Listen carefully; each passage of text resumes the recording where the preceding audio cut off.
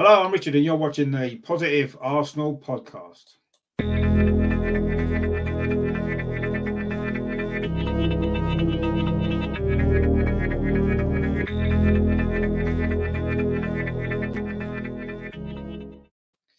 Hello, I'm Richard. Welcome back to my channel over and over and over again, the Positive Arsenal channel. This is actually the 10th episode of the Positive Arsenal podcast, and each one's decidedly getting less and less positive as the season's going on, but we'll try to keep it as positive as we can, and we'll see how we get on. It is going live currently on YouTube, on Facebook, and on Twitter via Periscope. So wherever you're watching it, please give it a like, and please pop over to YouTube as well and give the channel a subscription if you haven't done so already. If you'd like to be part of the show, please drop your comments in the box, any questions that you might have for the panel as we go through. We can go through that as well. It always adds to the show, so it's nice of you guys to do that as well. I've got some guests joining me tonight, some very special guests as normal. First of all, it is our resident historian. He's got some great stories. I'm sure he'll have some great stories about Everton. It's Melvin. Welcome back, mate. You all right? Yeah, thanks, Richard. Yeah, pleasure to be here. I hope it's a pleasure tomorrow night, but I'm not too sure. Well, we'll talk about that a bit later, but yeah, it's just the way I look at it is it's just another game. That's it. Yeah, so, yeah, exactly right. Yeah, and also someone else who's been on the channel before. I've been on his channel a few times. He hosts the Mr. Arsenal podcast. It's Ryan. How you doing, mate? You all right? Yeah, not too bad. Slightly looking a bit more forward to tomorrow, but still cautious, as we should be. It's the right. Well, I mean, we can't be anything other than that, can we, with the run that we're on? Yeah, exactly. I mean, my kind of thoughts are it probably can't get much worse, but then it probably could. We're trying to be positive and optimistic, aren't we? And we've got another guest joining us. He is probably enjoying life a little bit more than we are at the moment. He's an Everton fan, and his name is John. How you doing, mate? Welcome to the channel. Thanks very much for having me on, folks. Nice to meet you all. As I said, it's going to be a good discussion. Arsenal are probably going through what Everton went through. We started the season like it's like a house on fire, unbeaten in 7. I think we were the only unbeaten team in the country at one point. And then, you couldn't call it a blip because, we won 1 in 8 then. And then, but all of a sudden, again, we found our legs. We've turned it round. We've beat Leicester. We've beat Chelsea. We haven't conceded a goal, 6 points out of 6. And these 3 games, as I said to Michael, the other host on the channel, it was important 3 games to pick points up from somewhere going into the Christmas run. And, lucky enough, we've got 6 points out of 6 going into the Arsenal game. So it's looking a bit better for us. Feel your pain because we've all been there, but as you said quite rightly before, before we went live, every team has blips like this, whether it's a season of transition for Everton and Arsenal, the positivity will come back. Yeah, no, I'm sure it is. And, I'm sure we'll have a good chat about it anyway. And I'm sure at the end of it, normally when I finish these, I normally feel more optimistic than when I started generally. So hopefully that'll be the case tonight as well, but we'll see. So we might have another Everton fan joining us a bit later as well. He's a bit busy at the minute, but he might be popping on as well later on. So stay tuned for that as well. So this is your panel for tonight. And coming up shortly will be the Positive Arsenal podcast.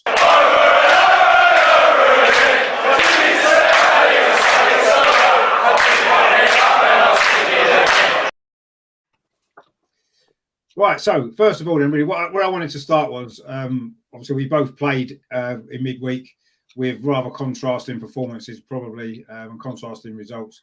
We've got somebody from the Blue Boys Network in. Was that yourself, John? Yeah, that's the other lad. That's Michael. Michael, right? Yeah. So it's good to obviously have some Everton fans watching as well for a change. So yeah, I mean, I wanted to start with the midweek games actually because I said it was rather contrasting. Results and performances realistically for both clubs, really. I mean, if you start with, obviously, like we just sort of touched on here, you had a decent result, didn't you? Away at Leicester, that's a good result. That is beating them on top of beating Chelsea as well. You must be delighted with the way you played Wednesday night. Yeah, we've had a lot of injury problems, just like yourselves. You've had a lot of a couple of red cards in the last couple of games, so it does unsettle the team. As I said before, we had these 3 games coming up, including Arsenal. Worried, we had Chelsea, who for me have got to be contenders for the league. They've spent heavily. They've got some really, really good players there. Lampard struggled at first, to pick his best team, to know his best 11 and to get them playing together. As you know yourself, when you buy that many new players, it does take time to gel them. but we beat them, and Chelsea didn't really hurt us. And then we had the midweek game against Leicester again. They've won the Premier League, as we all know, been playing well under Brendan Rodgers. For me, Brendan Rodgers is a good manager. So that was a game where a lot of Evertonians spoke and said we take a point there. But no, we beat them 2-0. Again, another good performance. Listen, watching Everton at the minute sometimes isn't pretty on the eye because we are playing 4 centre-halves across the back, but it's working. And, when you've been on a run of 1 win and 7, 1 win and 8, it doesn't matter how you're playing. You'll take the 3 points either way. And that's what happens against Chelsea. And that's what happens against Leicester. Every man seems to know his job. And, I go into the Arsenal game more positive than what I was with these 3 games coming up after the run we've been on. So good result in midweek for us. Good result against Chelsea as well. So the positivity going into this game is very high. Yeah, well, it will be for you. Obviously, from our point of view, probably not so much. I mean, Melvin, what did you make of the Southampton performance on Wednesday? It was slightly better in places, but it's still not great, is it? Slightly better, but I think we were lucky that we actually got the draw. I thought, they could have come at us, got another goal. It would have been, no matter what minute they scored, it would have been a minute after they scored their first game, would have been over. There wouldn't have been enough time left in earth to get 2 goals. The heads were down anyway after the first goal. We were fortunate we got the goal, and then we hung on to the draw, especially when we had 10 men. So I was, that 1 point. We've never needed a point so much over the last 20 years. It felt like a win in certain respects, but the performance again wasn't very good.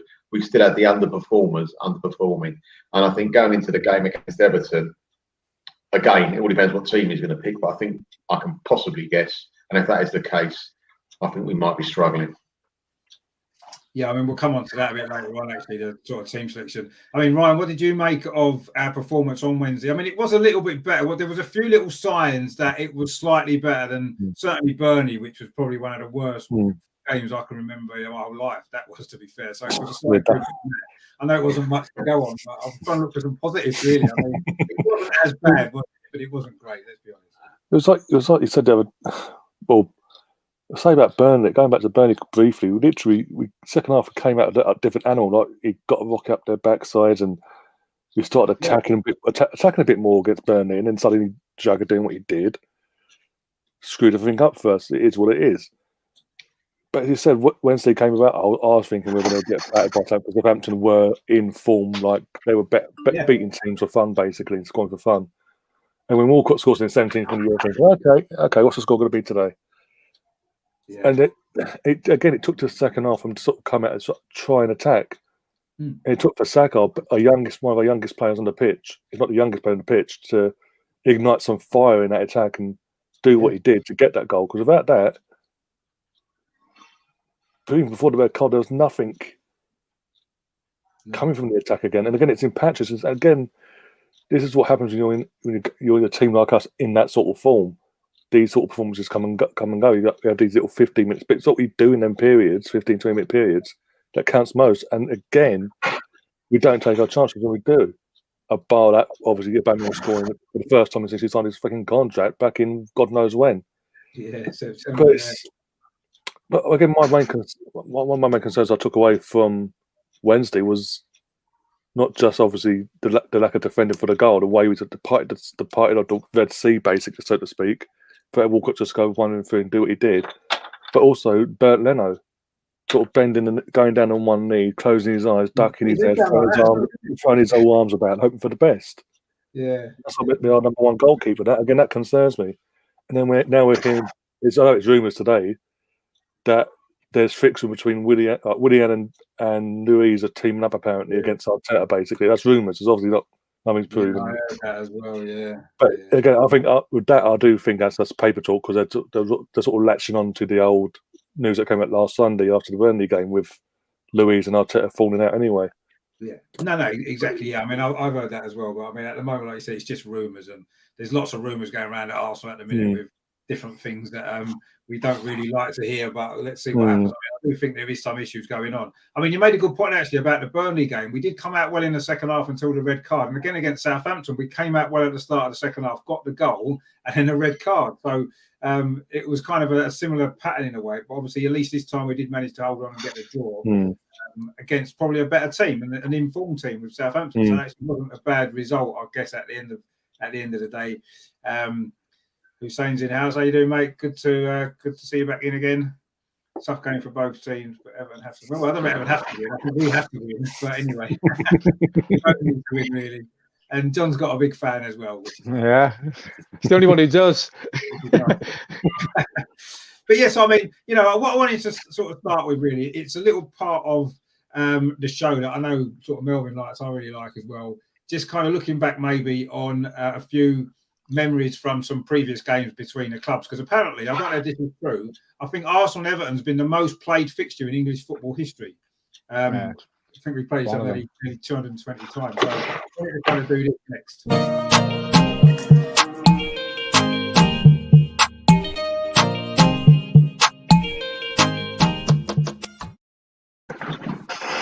John's got another fan as well. Someone's watching Arsenal Holly there, watching Arsenal podcast just for John, so that's nice. Thanks for watching, Holly. I hope you watch again another time as well. Mike and John, top lads, yeah, you are definitely. So that's good as well. And we've actually got Ben as well, who's an Arsenal fan. We have got some Arsenal fans watching as well. Who's that? There is one out there watching as well, so that's good to see. So yeah, I really want to sort of look back on maybe some memories of previous games against Everton. There's been so many of them over the years. I mean, this is a team that I've watched Arsenal play against Everton so many times over the years. It's always been a big game. I always think it is. And of course, Arsenal and Everton do have one thing in common, that they both hate Liverpool. So I guess we've got some common ground there. I mean, I want to start with Melvin on this one, because I know he's always got some great memories of sort of previous games. So what kind of memories stick out for you, Melvin, of games with Everton? Well, first of all, a bit more recent. You're talking about records.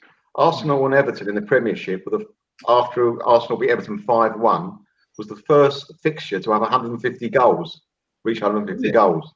We've got so many big scores both ways. Anyway, my first big memory of Everton was 1969, first game of the season, at home to Everton. And I sat there, and you think you're going to win the league because it's the first game of the season, whatever your team's like, right? And Everton turned up, and it's a big shame, really. They had Alan Ball, Harvey, and Kenton in midfield. I don't think we touched the ball. They only beat us 1-0, but you saw that team, you think, that is the team you've got to aspire to. And the weird thing is about Everton's team then, it's very weird. They won the league that year, didn't they, Melvin? They did win the league, yeah. Well, that midfield, you don't need a defence or an attack there, just like give it to them. But they do have a very good attack, actually. But the weird thing is, years ago, football was on the numbers were 1 to 11, and the wide people played 7 or 11. But Everton had a centre half, John Hurst, his name was, always used to wear the number 10. I think that probably put our centre forwards off. We couldn't score against them probably. What's going on here? The ball's gone over the top. Anyway, that 69 game was fantastic because it just woke up everyone to go, wow, this is what level you got to get at. The following season, we played on first game of the season away at obviously, and we drew 2-2, and they were the champions. We scored in the last minute. I think Charlie George hurt his ankle and was out for a few months. And I remember walking to the park, had a transistor radio, listening, trying to get a bit of what's going on, because it was not like now with television. And we scored in the last minute. I thought, you know what? That is a fantastic result. We've actually improved from the Fairs Cup win. We might go a bit further this season. That was a great one. Also, a big game for me with Everton. We beat them away in '89 on the way to the title with George Graham. Beat them 3-1. And Everton, for me, was always a difficult team to beat, especially at Goodison Park for us. And we went 3-0 up. I think Kevin Richardson scored, who used to play for Everton. And that was the time. And when was that in '89? What month was that? I think it was January. Like January or something, was it? January, yeah. Yeah. After that win, I actually thought, you know what? We could win the league this year. That's what we were quite high up on top. You always thought, we're going to go back, we're going to do the normal. But I thought, beating Everton away, that was really, really a marker. And I thought, if we can, I was upset we let the goal in. I think we let a goal in right near the end. But 3-1 was a great result, and I'm very happy. Obviously, we've got the more recent ones, but another one going back personally was the FA Cup, 1981. Again, it was on the radio. We had Kenny Sampson. I think he just signed us. He scored an own goal. Kenny Sampson scored an own goal. That's it. He scored an own goal. Of all the players who knew how to control the ball and didn't panic, it was Kenny Sampson. And they beat us 2. I thought we'd get back to Highbury, no problem. And it was 0-0. And all of a sudden, Kenny Sampson scored the own goal, and then they went and got another. I suppose we were pushing up, and that was the end of our cup run that year. And you know what? Another point about that, Melvin, was the following week we went back to Goodison Park in the league and won 2-1. Did we really? I don't remember that. We have done that the week before. I remember thinking, well, there we go. That's typical Arsenal, and won in the cup, and instead we lost in the cup and won in the league, which was pointless, really. Yeah. We were halfway down the league anyway, and obviously we'd reached the FA Cup final the previous 3 seasons as well. That's right. That was a big disappointment losing that game. But yeah, we won in the league the following week, which was so frustrating. But anyway, typical Arsenal, I suppose. I was a player who signed for Everton, wasn't it? Kenny Sanson from Arsenal, wasn't he? He played for Everton. I think Kenny Sanson played for Everton. Yeah, he had not many games, but I'm sure he had a little stint at Everton, Kenny Sanson. Sure of it. I think it was after he left Arsenal, he did, yeah. Yeah, sure he did. He must have known he was coming to Everton and scoring the own goal. Maybe, yeah, just loosening it up. Holly supports the better North London team. What, Barnet? Is there not many Barnet fans around, is there? But anyway. Just one more I want to talk about. I mean, you talk about the more recent ones. Is May 2002. That was Lee Dixon's last match. We won 4-3. Yeah. Right. And that broke the record of scoring in every match that season. And it was 12 wins on the trot. So that was a memorable match as well. Really enjoyed that, obviously. Hussein's first game was away at Everton in 1983. And we lost 3-2. So there you go. That's not such a good memory there, unfortunately, for his first game. But anyway. I mean, John, you must have a few memories, have you, of games against Arsenal? Yeah, I mean, the one that sticks out was the one that announced Wayne Rooney onto the football scene, wasn't it? When we won 2-1, you know, the shot from about 25 yards just went in on the underside of the bar. Before that as well, we had Lukaku.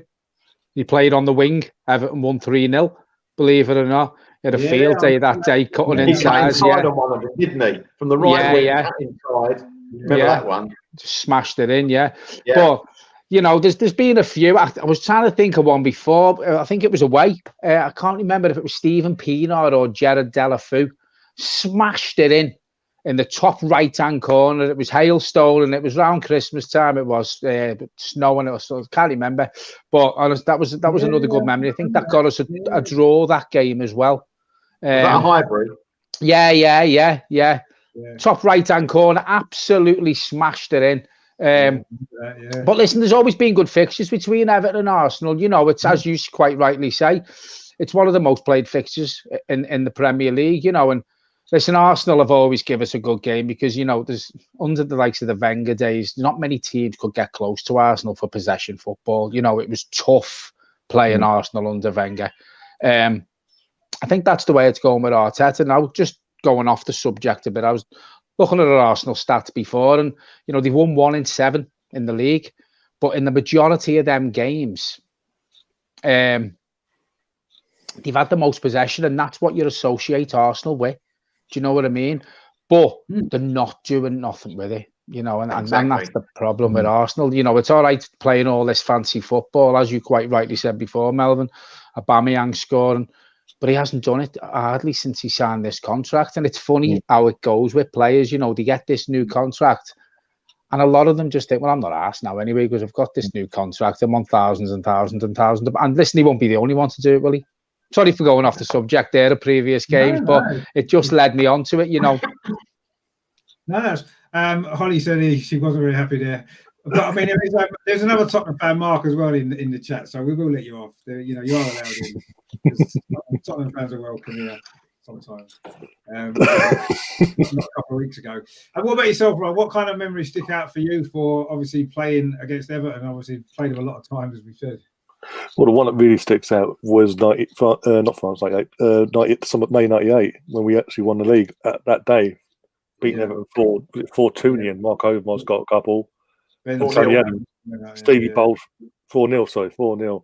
And Stevie bowled over the top to Adams, the assist for that, and then Adams just on the half volley on his weak foot, and then literally walking into the sunshine of everything that, and for me, for everything that had gone on with him personally in them couple of years between 90 or 96 till then, that sort of like his redemption moment with the fans and the interest of England. And it's sort of, that was like, for me as an Arsenal fan, that was my first proper memory of Arsenal versus Everton. I mean, most recent as well would be when we first day of the season, about 10 years ago now. We had 6-1. We had Nelson scoring. Fabregas scored a couple. Even Eduardo came back in his first game back after he had broken his leg and all that. Well, didn't he? He come on and scored. Yeah. And we just again that season we just sort of we were just like, okay, it's because it was the anniversary of our 89 season that year. That's our 20th anniversary, and like. So obviously, we was just thinking, we'll win, but it might be a tight game. And then literally at half time, was it 4-0 or something like that? Something ridiculous. And I'm thinking, bloody hell, this is match day one. We could make a challenge, and then obviously we do what we do always and fight away some way or another. But yeah, and then obviously that's actually our highest. It still remains our biggest ever opening day win of the season ever. In our history, that game. We did play well, obviously. I know Everton seemed to start the seasons quite poorly, actually. Usually under David Moyes, season where obviously I think they had a few issues and had a bad start. And we maybe caught them on a bad day, and we played well. But yeah, our highest ever opening day victory, which is quite a record, really, when you think about it. It's so recent as well. Obviously, club that's got such a long history like Arsenal, our biggest ever opening day win happened in 2009. Just seems amazing, really. But anyway, it was a good memory that one, particularly. And we're sort of going away from the league. We've touched the FA Cup games before, but the one that most recent sort of helped go towards our ending our 9-year drought. That game at the end, which we won, we did win that. We did win that 4-1. 4-1, yeah. Even Ozil was involved in the goals. He scored both home games. He scored in the opening. He scored the opening goal. He got a couple of assists as well for Giroud's 2 goals. I think it was Arteta, the man of the moment at the moment, for the penalty spot. Had to retake it, but yeah. And again, because of the implications of the aftermath of obviously going to semi-final and then the final and then winning it and ending that drought, that still getting that sticks in their memory because that's part of that history that ended that long 9-year drought that we're always getting dug in for. Yeah. And I mean, probably, for me, one of the most kind of important games perhaps actually was almost exactly a year ago when you remember when we went to Goodison Park last season and in the stands was Ancelotti just about to take over at Everton and Arteta just about to take over at Arsenal. I mean, I did want to ask John about that. I mean, obviously it's nearly a year since they've both become the managers of the clubs. And how would you ever sort of assess your year under Ancelotti then overall? Because, I mean, we've had a mixed year, if we're honest. I mean, I know we won the FA Cup and the Community Shield, but overall we've had a bit of a mixed year. How have you found your year with Ancelotti? Because I kind of quite fancied him before we got Arteta, actually, when he was available and we needed a manager. Yeah, I was expecting you to say that, to be fair. And I know a lot of Arsenal fans looking on social media would have preferred Ancelotti. Listen, he has proven it wherever he's been. It's a season of transition for Everton. We inherited probably the poorest football team he's ever inherited, in my opinion. So it takes time. A lot of the players were on high wages, so it's hard to shift them. But Mashiri has backed him, and there is rumours that Usmanov's in the background. So I'm happy up to now. We've had that little blip. He has been questioned. Don't get me wrong. I'm very critical. I will be honest when on our channel, if a player needs slagging, if the manager needs slagging, whether it's Ancelotti or not, I will have a pop. And there's been a couple of times recently where we've had right backs and left backs not even getting in the squad, and he was playing players out of position. He was having Delph at left back, and I'm thinking, Jesus Christ, what are you doing? You've got players there, just bring them in. But then he's turned it round, and he's playing the 4 centre-half straight across the back, but it's working. So he's worked on it. It's obvious he's still got the nous how to do it, even though he's been around for a long time. And you look at, I think Everton or something like, listen, we're not going to win the league, but we're 5 points from top in a transition period where he's still got a lot of deadwood. He brought James, he brought Takore, and he brought Allen in. He brought the kid Ben Godfrey in. So it's a work in progress. I'm glad we've got him. Don't get me wrong. Probably a lot of Arsenal fans will wish that they would have got him. But listen, it does take time. You know, you've got Arteta. He's had one of the best teachers in world football and in Guardiola. So it is going to take time.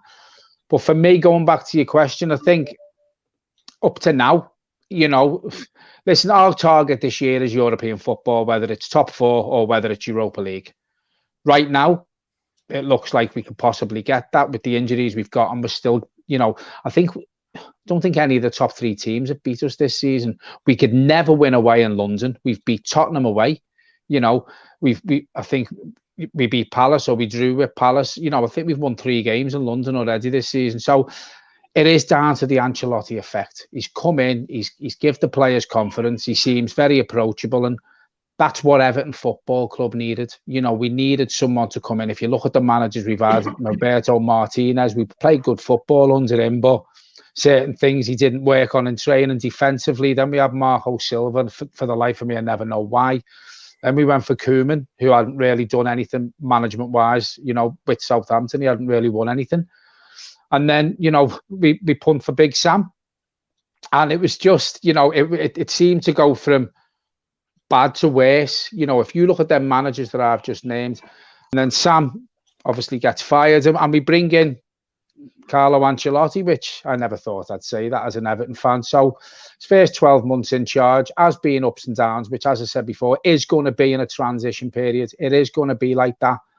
But we've had more ups than downs, and I'm really, really positive of Ancelotti. He's already saying he wants to stay beyond his contract, which expires in 2024, wants to take us into the new ground, which is good to hear from a manager of that ilk. I don't remember Big Sam being with you. Sorry, Richard. I've got a mental block. I can't remember Big Sam being an Everton manager. Yeah, 6 months. When they sacked Silva, I'll never forget it. Yeah. Oh, right. Kept him up, got him 8th, innit? No, literally kept him up, got him 8th, and then they sacked him. Can't think why. He hasn't been in the job. Well, apparently, what I heard was he got told if he got Everton 7th and got us into the Europa League, he was keeping his job. Any lower than that, he was gone. And inadvertently, he went. Listen, the fans, you know, we got a lot of shit off the fans, and you know, he's gone to West Brom. Now, I think the big thing for Everton when Allardyce come in was he brought his mate Sammy Lee with him. Wherever he goes, he brings Sammy Lee. And now, I never thought I'd see Sammy Lee standing on the touchline at Goodison Park, and that was just, you know, that was just something I didn't want to see. And when you look back now, yeah, listen, for me, Big Sam got brought in too early. I think we could have had another 4 or 5 games before we panicked about getting relegated that season. But, you know, apparently Mashiri was shitting a brick about going down. You know, he's invested £500 million in 5 years. You know, it's a lot of money when you look. We haven't won anything. We haven't qualified for Europe. But I think bringing Ancelotti in now is the right move. I hope we stick with him, and I think he's happy at the club, and you know, it is looking positive. It's a signal of intent as well. Yeah, I mean, I think he's doing a good job at Everton actually, and obviously he's a top class manager. He's won everything there is to win in the game. He brings all that experience with him, and that's why I was really hoping that we might have tried to get him this time last year, and unfortunately, surprised you didn't. To be fair, yeah, I was a little bit surprised. But then he's not really an Arsenal type manager, is he? When you think about it, you look at the managers that we've picked previously when we've needed a manager. It hasn't been a manager like Ancelotti with that experience, with those trophies behind him. It's generally been someone. I mean, we've got George Graham in originally, who come from Millwall, didn't have a lot of top level management. And Bruce Wright didn't really work out. Anyway, obviously Arsene Wenger wasn't well known, was he, when we got him? Yeah. And Unai Emery wasn't. He'd won a few Europa Leagues, but he wasn't a top manager, was he? In the Ancelotti kind of class, and it just seems to be that wasn't the type of manager Arsenal would get, unfortunately. Which maybe is a shame because I still feel we maybe missed out there a little bit. Why do you think Arsenal do that? They don't seem to go for well-known managers. They sort of bring managers in to nurture them. If you like, they've probably done with Arteta. You know, they've done it with George Graham. Wenger wasn't really well known, so that's the reason. I reckon. Yeah, I agree with that. I think Ancelotti. Yeah, Ancelotti would have cost us more money probably to get him in. He'd have probably demanded higher wages than our £11 million a year. Yeah, because of the experience that he's got, and Arsenal probably wasn't prepared to do that, and that's probably the reason why we go for it. It's the same with players as well. We don't tend to buy the big name players very often, do we? We usually buy the slightly lesser players because of the money, and I think that's the same with managers. I think it would have been completely different if Usmanov would have stayed. To be fair, instead of Stan Kroenke, I think he would have splashed the cash. No doubt about it. You can see that with what Everton invested over the summer. You brought some great players in. I mean, that was a fantastic. I thought Everton probably had one of the best transfer windows in the summer out of all the clubs in the Premier League. Actually, with Hamilton, we're done with him. Decore. I was after Arsenal buy him for probably 2 years, and he seemed like the price went down. Took a low price, in my opinion, for him. They were talking about silly money, and it became less than ordinary money. It was unbelievable. Why we didn't even try for him, I don't. And you've got now we got Thomas Partey, who potentially could be better, but he's been injured for like 4 or 5 games. Decore played pretty much every game for Everton, and I think he's been a brilliant player for him. It's funny you say that. For me, Allen's a better player than Decore. Yeah, the lad from Napoli. Yeah. To be fair, I mean, obviously, I've seen Decore play in the Premier League for a few years before. Yeah. And so but I don't really know too much about it. And he looks good what I've seen of him. But yeah, I mean, Decore was the one that I really wanted to ask. Well, he knows the Premier League, doesn't he? Yeah, exactly. And also, John, we've got to remember, with our midfield over the last 10 years, we've never had anyone who's bigger than 2'6". We cried out for a big, destroying type midfield. You've probably never replaced. You've never replaced Patrick Vieira. No, we haven't. We tried to with Diaby, but he was unlucky. He wouldn't have been as good as Patrick, but he had been on the way. Yeah. He just got a nasty injury. And Decore for me could have been that sort. He probably won't be as good as Vieira, but he could have been that sort of player. And maybe Thomas Partey will be. To be fair, he's not played enough games yet, has he? And he hasn't. Got to get him fit. You're missing him, aren't you? To be fair, you're missing him. Yeah, we are. And he was brought in to do the job, and obviously he's not been fit enough to play. So we're back with the same midfield that we struggled with before. So it's not surprising, really, I guess. But it's just a shame that we maybe, if we bought Decore as well, we would have had him to come in and good backup and had these problems. But again, we're not going to buy too many players. That's what we tend to do. I mean, moving on from sort of previous meetings, another little part we like to do every week, and I know it's another one that Melvin likes as well. This week, last week we played Burnley. I struggled to find players that have played for both Arsenal and Burnley, but this week with Everton, there's literally hundreds of players that have played for both clubs. So I'm sure there'll be a few that we can go through that we might go through.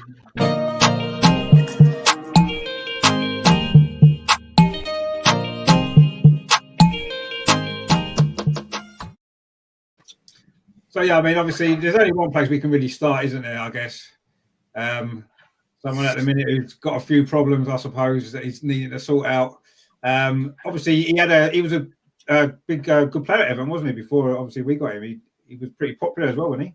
Yeah, he was fantastic. He was a midfield maestro, wasn't he? For us, he slotted straight in, and he grew to love the club, Mikel Arteta, and you could see. No disrespect to Everton, it hurts me to say this, but he was always going to move on to bigger, better things, to play in European football, and that's what he done with Arsenal. And I think the affinity Everton fans had for him is the same affinity that Arsenal fans, sort of have got for him now. Obviously, not a lot. I mean, when he played, I think he's gone into management too early, to be fair. I think he could have done another year or 2 years under Guardiola's wing. But, you've got Arteta, who was fantastic for Everton, absolutely fantastic. More recently, you've got Alex Iwobi, Super Kevin Campbell, Theo Walcott, Martin Keown. Yeah, there's a few we've got, actually. I mean, what about Melvin? What did you make of Arteta as a player at Arsenal? I thought he was all right, actually. I quite liked him. I thought he was okay. He was okay to good. He wasn't quite as... remember, the midfield we had round there, just before him, we had some really, really good players, the Fabregases, the Zicki, the Klebs, and people like that. And after watching those, he had to be really, really good to get up to that level. And I don't think no disrespect, I don't think he actually was that type of player. He was more of a steady Eddie, I felt. when he played for us. Do you think, Melvin, do you think Everton had the best years of Arteta over Arsenal? Definitely. Yeah. No question about it. He did it all right for us, John. I'm not complaining. He was a very good player, but he wasn't quite number one where he was with Everton. He wasn't quite where he would have been with the rest of our midfield that we had before. I think that was his problem, wasn't it? He came when we'd just lost some really technically great midfield players, and he came in to replace them. Really, didn't he? When Fabregas left, and I suppose it was a lot to live up to. And I quite liked Arteta. I thought he was a decent player for us. I thought he did, good job for 3 or 4 years till he got injured. What about yourself, Ron? Did you rate Arteta as a player with us? Yeah, as I said, as Melvin says, it's going to be a huge ask to step up to, because when somebody comes in as well, we just lost Nasri, Fabregas, and having that ilk of player around, and obviously Riziki was still there, but he was always injured or whatever. So it's always a huge ask to come in and fill them sort of boots. He did a good, and as he said, he did a good job for us. He was our captain as well. There's a reason why I get the captain's armband not long after joining the club as well. But yeah, it's like John says, Everton got the best years out of him. He just came to us that bit. If he came to us a year or two years before, then we might have had a bit more seen it as a fan base, as Arsenal, seen more out of him than what we did. But it is we just got him at the latter end of his career, and it is what it is. But he did put a good shift in, and that's why when he did come in, even though I wasn't thrilled by it, I still said I still give him a chance, and didn't prove me wrong. And it did look like he was doing that. I mean, Benzema is a panic buyer. I don't know if he was so much a panic buy. He came at a time when we were panic buying after the 8-2 at Man United, and we went out and bought 4 or 5 players straight after, and he happened to be one of them. I don't necessarily think he was one of the panics as such. I think he'd always been on our radar to buy anyway prior to that Man United game.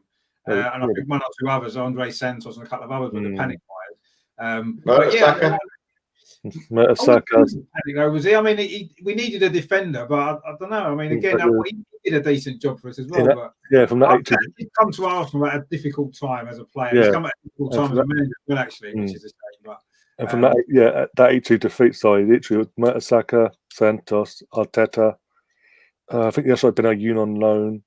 Park Young, or whatever his name was, from Monaco. See, they're the panic buyers, them ones, not Arteta and Mertesacker, out of them signings, though, Mertesacker and Arteta were the ones that really, the longevity and actually stepped up. To be decent signings, And as I said, he wasn't at the club that long. And he got the armband full time, so he can't have been that bad of a player, not Wenger's ours either. Because Wenger wasn't no mug. He didn't give the armband just to anyone if he didn't think you were good enough in that sense. I think he had leadership qualities, didn't he? Which he's taken into management and stuff like that. And I suppose you could kind of see that he would become a manager at some point. The next player I wanted to look at was one just mainly for Melvin, because I don't remember him play for Arsenal. I don't know whether John remembers him playing for Everton. Loved him. Fantastic player. I know he was obviously one of the as well. He was never a legend before we got him, actually, wasn't he? So I'm not old enough. Well, I got news for you. When I watched, as I say, a '69 team Everton, they were unbelievable at midfield. They used to pop it about. I think Barcelona learned from those 3 players. You know what I mean? Probably the best midfield in the world at the time, wasn't it? Oh, they were phenomenal, John. And then over Christmas, we had a Christmas present. We bought him out the blue. I could not believe it. I just couldn't. We bought him. What? No, it's one of those, isn't it? No, don't be silly. Anyway, the next game, his first game with us, was away to Nottingham Forest. And I went and said, right, we've got to get tickets. We've got to see Alan Ball play at the Arsenal. Anyway, went up there by train. We drew 1-1. I think George Graham scored for us. And they had a player called Ian Story Moore, who went to Man United, who got their first goal. Anyway, getting back, we get off the train at London after the game.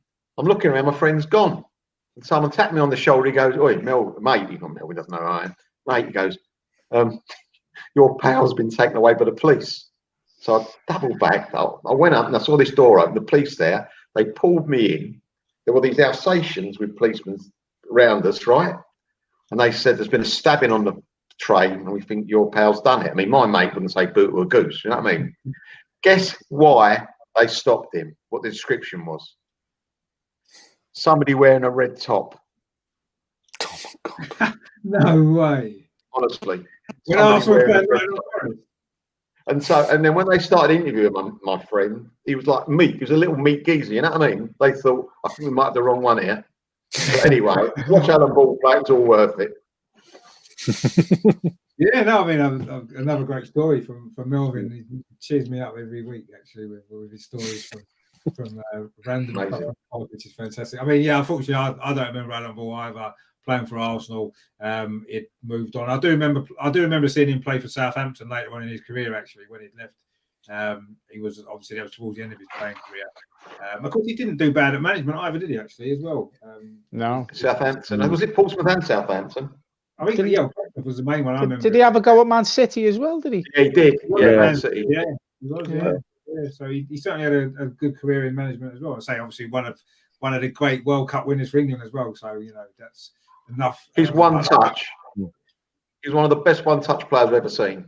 As the ball came to him, it was going everywhere. It was fantastic. He could have done it. He played football with a blindfold. He was that good. He really was. With energy, great energy. But then again, Everton, I focused on when we signed him a year or so later, someone said to me, you know what's happened here? As great as he is, Alan Ball, he's lost a little bit because he played for Blackpool at a very young age. And they reckon he was burnt out on the way of being burnt out when he came to the Arsenal. Everton, as well as he played for the Arsenal, he was great for us, don't get me wrong. Everton, I think, again, had the best out of a player. Got the best out of him, yeah. Yeah, possibly. Yeah. I suppose you remember him, do you, Ryan, Alan Ball? Well, before who you was for Arsenal anyway. I mean, I was remembering him for probably his you remember Tommy Ball, don't you, Ryan? Of course. There's a couple of goalkeepers that we got from Everton, both of whom were absolutely dreadful. This fella, so thanks for him, and thanks for him as well. Oh Jesus! Thank you very much, John. Isn't he still on Man City's books, Richard Wright, in some way, shape, or form? What he's doing, literally. Goalkeepers, I would say they're probably two of the worst goalkeepers I've ever seen play for Arsenal, and unfortunately, both came from Everton. Jesus, well, I'm glad we sent Richard Wright to you anyway. Jesus, he was shocking. Yeah, he was. George Wood, the first one. Yeah, you know what they found out when they signed him, don't you, Richard? They found out that he wore glasses. They never knew that. And then he used to play midweek under the floodlights with contact lenses. No wonder he missed so many crosses. It was like shining everywhere. You know what I mean? I'll never forget him because the first time I went to White Hart Lane, I said it a few weeks ago, was 5-0, and he was in goal. Yeah. And that made me think, what have we got here? Because he was terrible. And he was brought in to actually replace Pat Jennings. I mean, can you believe that? It's one of those, isn't it? It's one of those. Yeah, it is. Yeah, I mean, we've sent you them two keepers. Wait until we send you Jordan Pickford as well. No, thank you. No, thank you. I mean, we think we're having a bad time. At least he's not Pickford. That's the one thing that we. That keeper you sold to Villa is a good Martinez, is it? Martinez, don't get us started on that. He's a good keeper, brilliant, isn't he? Mate. He's brilliant. No, he's had a good run. He's doing well for Villa as well. So yeah, I mean, a bit of a mix up. We signed Richard from Ipswich, and then after a season, because he was initially brought in to be Seaman's replacement in 01-02. Yeah, that's after that nightmare season, we sent him over to Everton. 2 years later, we put 7 past him. Yeah, and he was in goal actually at Highbury, wasn't he, when we beat Everton 7-0? Do you remember? Yeah, that's exactly. He's shocking. In that 7-0, you know who else played for Everton? No. Arteta. Did he? He played in that game as well, yeah. I didn't know that. I knew that must have been the beginning of his decline then, after we've had the best out of him. That's what that was the clue, wasn't it, John? That was the clue. Yeah, you can have him now. Yeah, no, I think that might have been the turning point. Yeah, and Mike's all right. How you doing, Mike? You all right? I'm fine, thank you. I have watched every single minute of it. It's just I was eating dinner, then I had to walk the dog. I was on a podcast earlier with a couple of other Arsenal channels, so it's been manic for me. So I've been listening intently, guys. It's been a great show. I love the graphics in between as well. They're fantastic. And John's not embarrassed us at all, have you, John? No, not embarrassed us now. I don't know. Not you.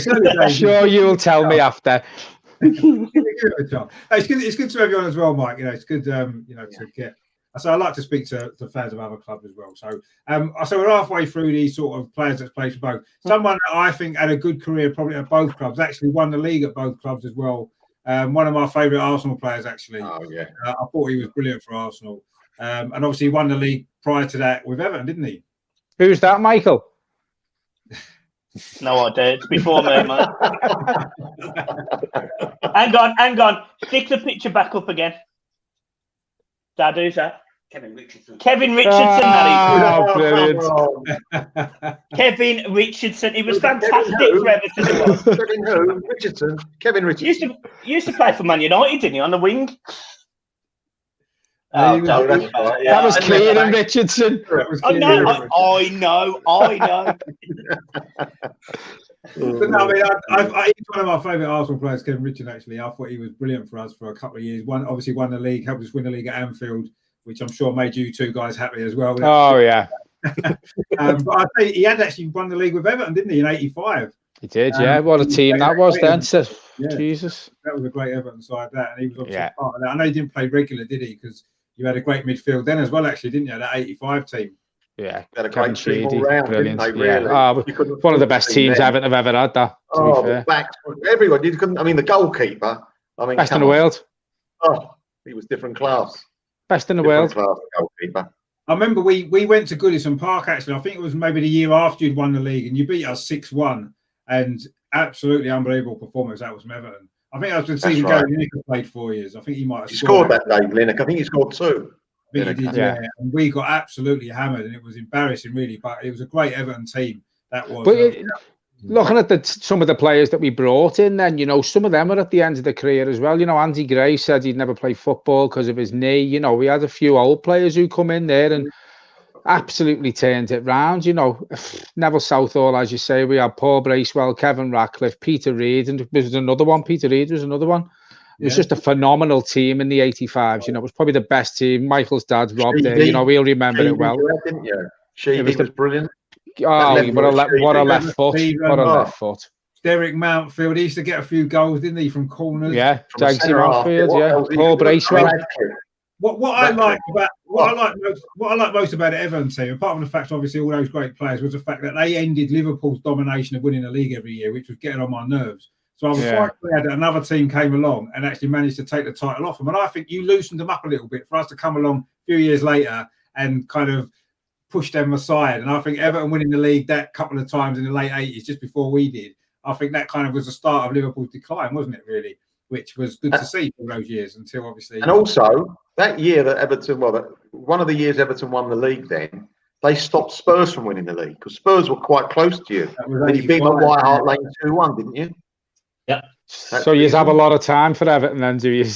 Oh, yeah, of course. We'll see if that is the same after this weekend. Just putting it out there.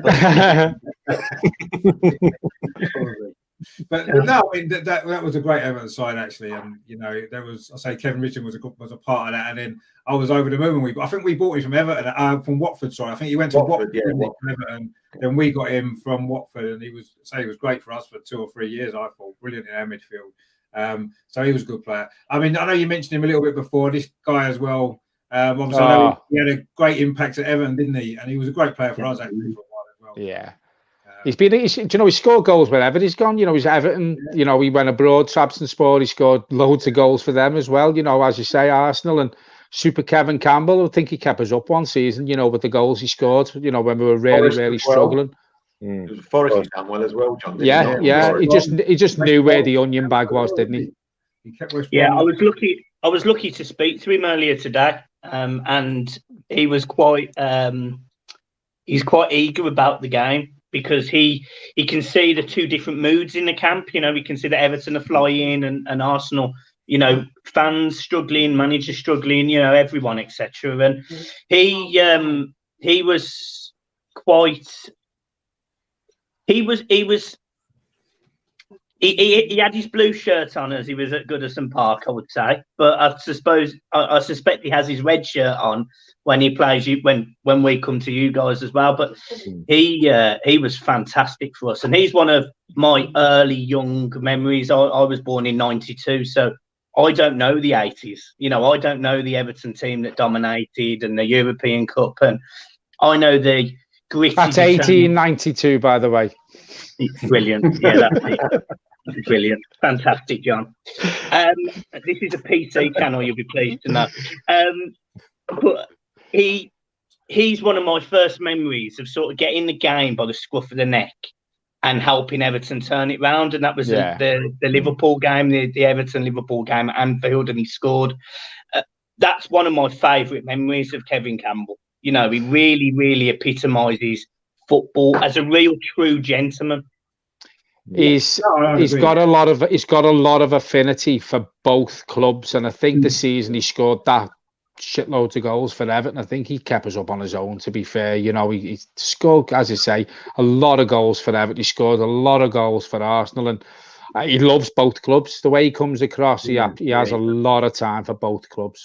Yeah, he does, and I think he appears on a lot of podcasts and stuff like that as well, which is great. And he always has got a good insight, hasn't he? Like you said, to both clubs actually, because they are the two clubs that I think he's got the most affinity with out of everyone. Before, which is great. So I suppose he'll be quite divided tomorrow. Now I do expect he probably slightly favours Arsenal, just slightly maybe. I think probably he wasn't going to tell. He wasn't going to tell a blue that, was he? No, I think he probably does slightly, but yeah, I mean he's obviously a big character player at both clubs.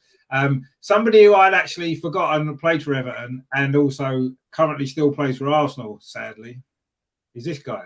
Oh God. But he didn't play much for Everton, did he? I don't actually remember him ever playing for him. I don't know if he played that much, did he? But I'm sure he must have been better for you than he has been for us. Or not? He made one appearance in you, John, if I'm not mistaken. Yeah. Let's just say he wasn't a regular. I don't recognise him. Seriously, Richard, I don't recognise who that is. You don't recognise who that is? No. Yes, you do. It's Aubameyang. He's got a beard now. He's got a beard. It's Aubameyang. That's the centre half. It's the centre half, isn't it? The Mustafi. God, then he looked thinner. He played one game for us. He's facing the right way. Oh, is that what it is? Yeah. Or is it? He might be facing his own goal. You just don't know. Oh my God, how he looks. He was young then, wasn't he? He was young, I must admit. But yeah, I'm quite disappointed. He's another player, you see, that you gave to us that's not very good. Got about him. I don't know what's going on. We give you good players like Kevin Campbell and stuff like that, and you give us crap like Mustafi and Richard Wright. Let me just hold you there. You've given us a Wobie, remember. You're still holding our trousers for Iwobi, still. We'll come on to him in a minute. Until tomorrow. Yeah, I suppose we've got our revenge. Actually, here's another one that you give, another duff you give us. Yeah, but touch. Jefferson. Paid top dollar for him as well, didn't we? Yeah. We did, yeah. He was dreadful, wasn't he, to be fair? Well, I don't know if he was. He never kind of just fitted in at Arsenal. But then when you got Thierry Henry and you got Francis Jeffers, it kind of is a little bit of a contrast. Yeah. Well, I never got the Francis Jeffers move. No. More money from the bank. No, we didn't either, I must admit. We never got why we bought him. It didn't seem to make sense. Look at it. I think what it was, I wasn't about that time. It was the first came into the supermarkets at the same time. Buy one, get one free. Because I think Richard Wright came about then and all, didn't he? So it was a bug off we got. We got one of those deals going. Yeah, so I think that might be what happened. Yeah, probably. Also, why didn't it make sense? Because we had, like, as you said, Henry, Bergkamp, Kanu, Realtor. Yeah. There's four players at least in front of him. Yeah, it was just never going to work for Jeffers, was it? No, it wasn't. And I remember there was one game, actually. I think it was against Everton. Last game of the season it was. And we won 4-3. Yeah. We won the league.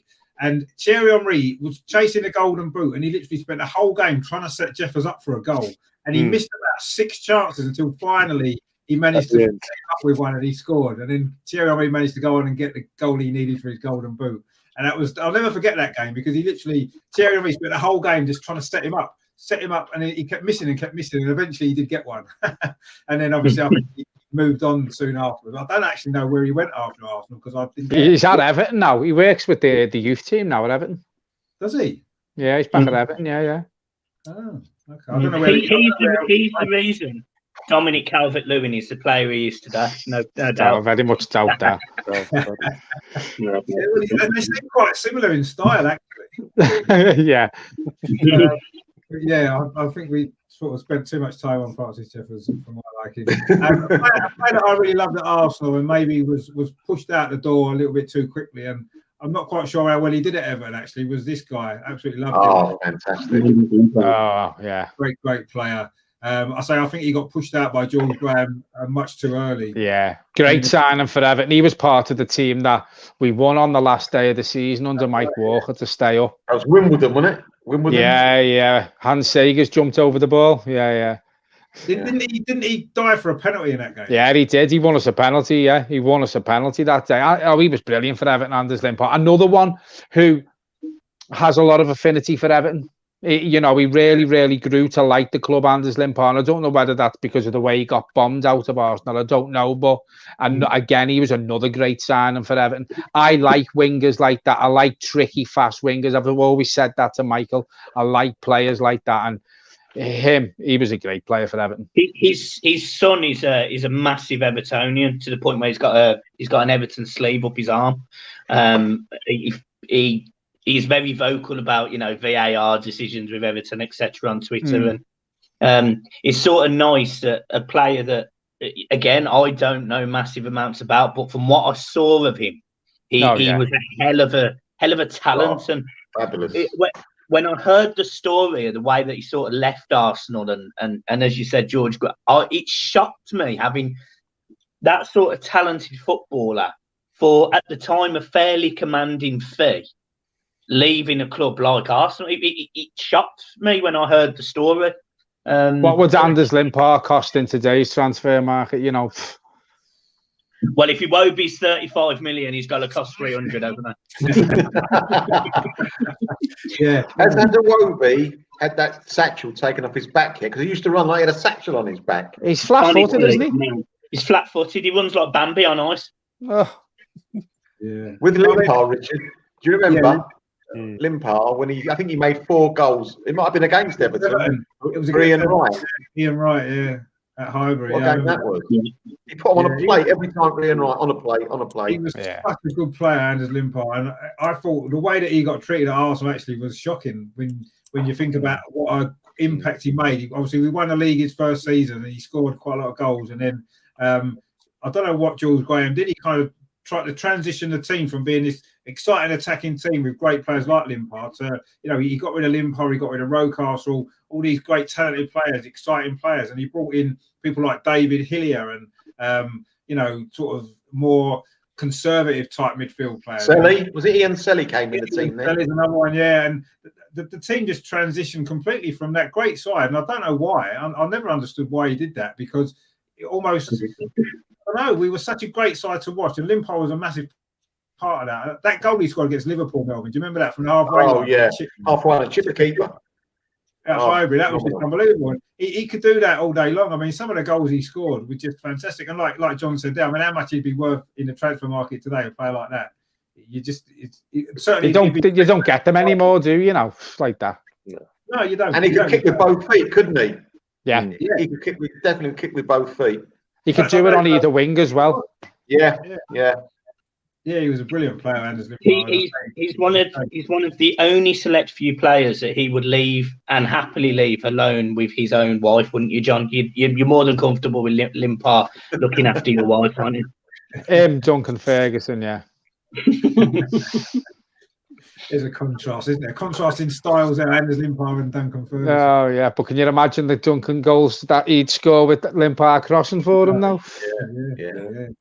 Well, imagine goals anyone with Calvert-Lewin now. Imagine goals Calvert-Lewin with them crosses coming in. Another kind of player that I didn't realise he'd even played for Everton, and I wished he'd never played for Arsenal much either. With this guy, Jesus Christ, Philip Senderos. I don't remember much about him. Was he any good for Everton? Because he wasn't very good. He played about 4 times, didn't he, John?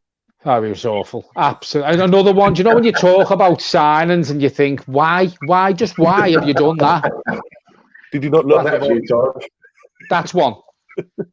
Yeah, we've had a few of them over the years, but he's definitely. We've had Lucas Neal, no idea why we had him. Anthony Gardner, he's definitely in that pile of complete trash.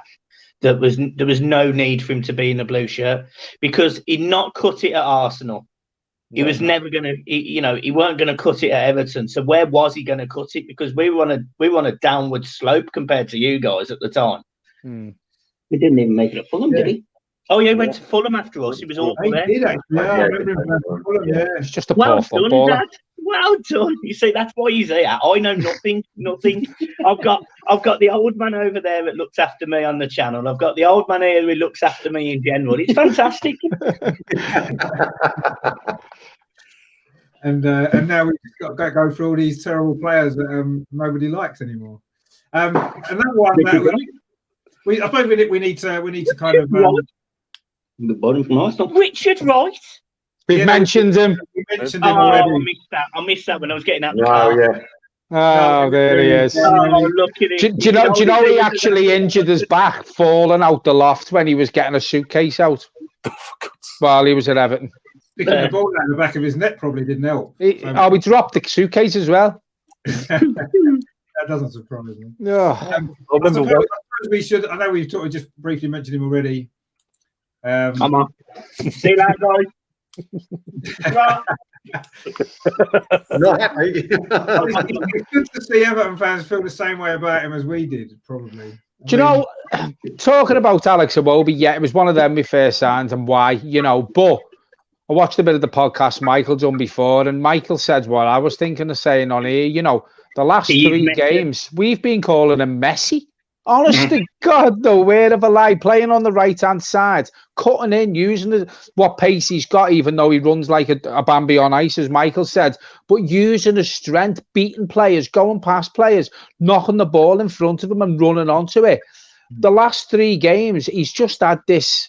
He hasn't had the COVID vaccine. He's had a vaccine of confidence. That's what he's had. Do you know what I mean?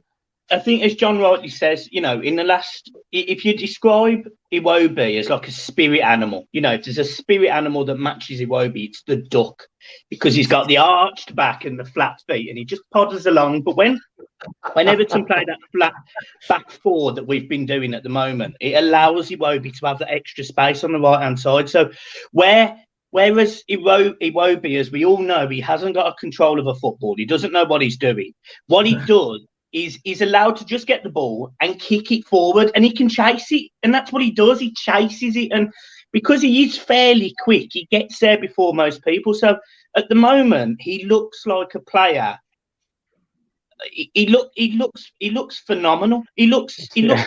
I wouldn't drop him, and that's really difficult for me to say. When at the start of this podcast, I said you're still holding our trousers for him, so. It's really difficult for me to praise Iwobi, but he deserves the praise at the moment. Iwobi's the sort of player where if he has 1 or 2 good games, he'll go on a run because he's a confidence player where he'll play well. But as soon as he has that 1 poor game, that's it. That's it. I found him, John, very frustrating at Arsenal because you looked at this kid. Look, he had everything apart from the final ball. And that's still the case. Oh, really? So many times to get in a position either to shoot or to give it to a guy to his left. He's beaten 3 men, left them for dead. He's now come to the end of his run. All he has to do is push it square for the next distribution. And he just you don't see the player on the left. And that was so disappointing for me. Frustrating. And he does do that. He was guilty of that. He beat against Leicester the other night. He beats 3 players. He gets to the edge of the box, and you think you're going to shoot, you're going to pass. What are you going to do? And he toe punts it into my back garden. And you sort of think there's no need for that. Just keep your head, keep the ball on the deck. He does lose his head. He does. He's a bit like the co-host of the channel, really.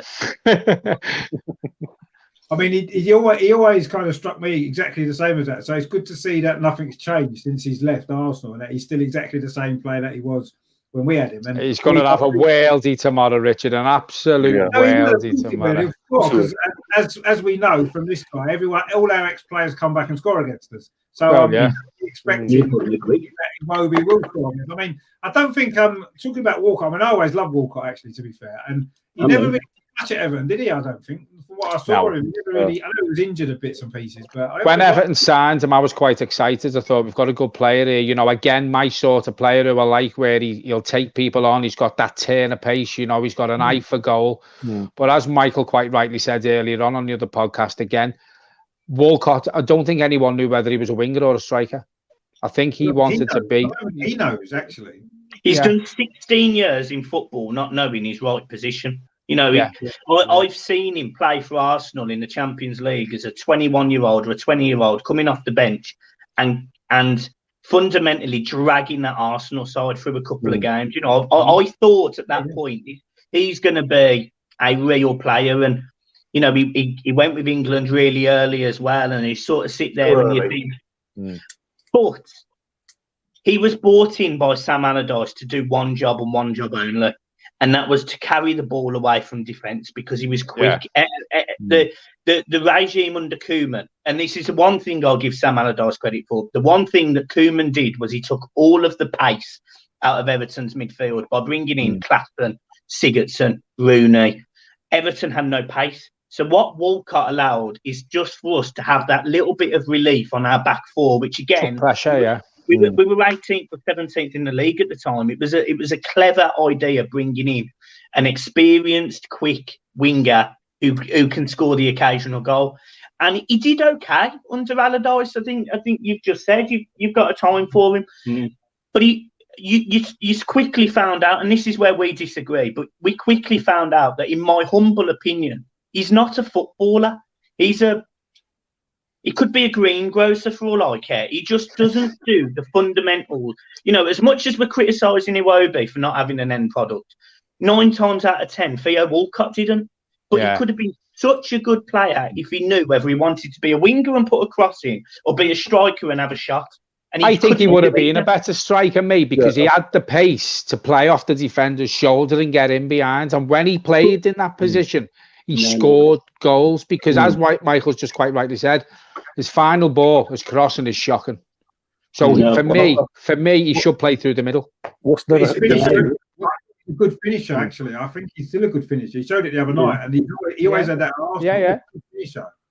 But then when you signed him, if I'm not mistaken, he had Thierry Henry still in front of him. Thierry Henry was sort of mentoring him. You know, he could have really made himself that. I think he should just have agreed one position and sort of played his worked on it. Yeah. You know, he could have been a fantastic, well-respected winger, and he also could have been a fantastic, well-respected striker. But because he couldn't decide either, he was neither. I found he always wanted to be an out-and-out number 9 that uses pace as a striker. He always wanted to be a number 9 striker, but his management put him on the wings. And that's what screwed him.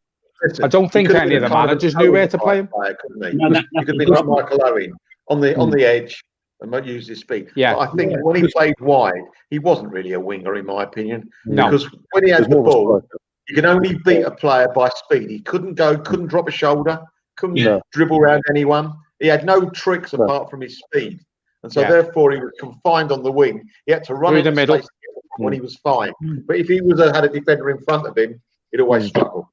Yeah. I mean, that season when he played up front for us, he scored 21 goals. You know, he played mainly as a striker, and he was brilliant that season. That was his position for me. Maybe should have been where he. Yeah. This was my gripe with Wenger at the time. Apart from that season, he always played right in the wing, or whenever his contract was up for renewal, you'd suddenly Wenger go, you know what, I'll stick you up front, and as soon as you sign the deal, back on the wing, and it's sort of that. And again, that's what possible more likely.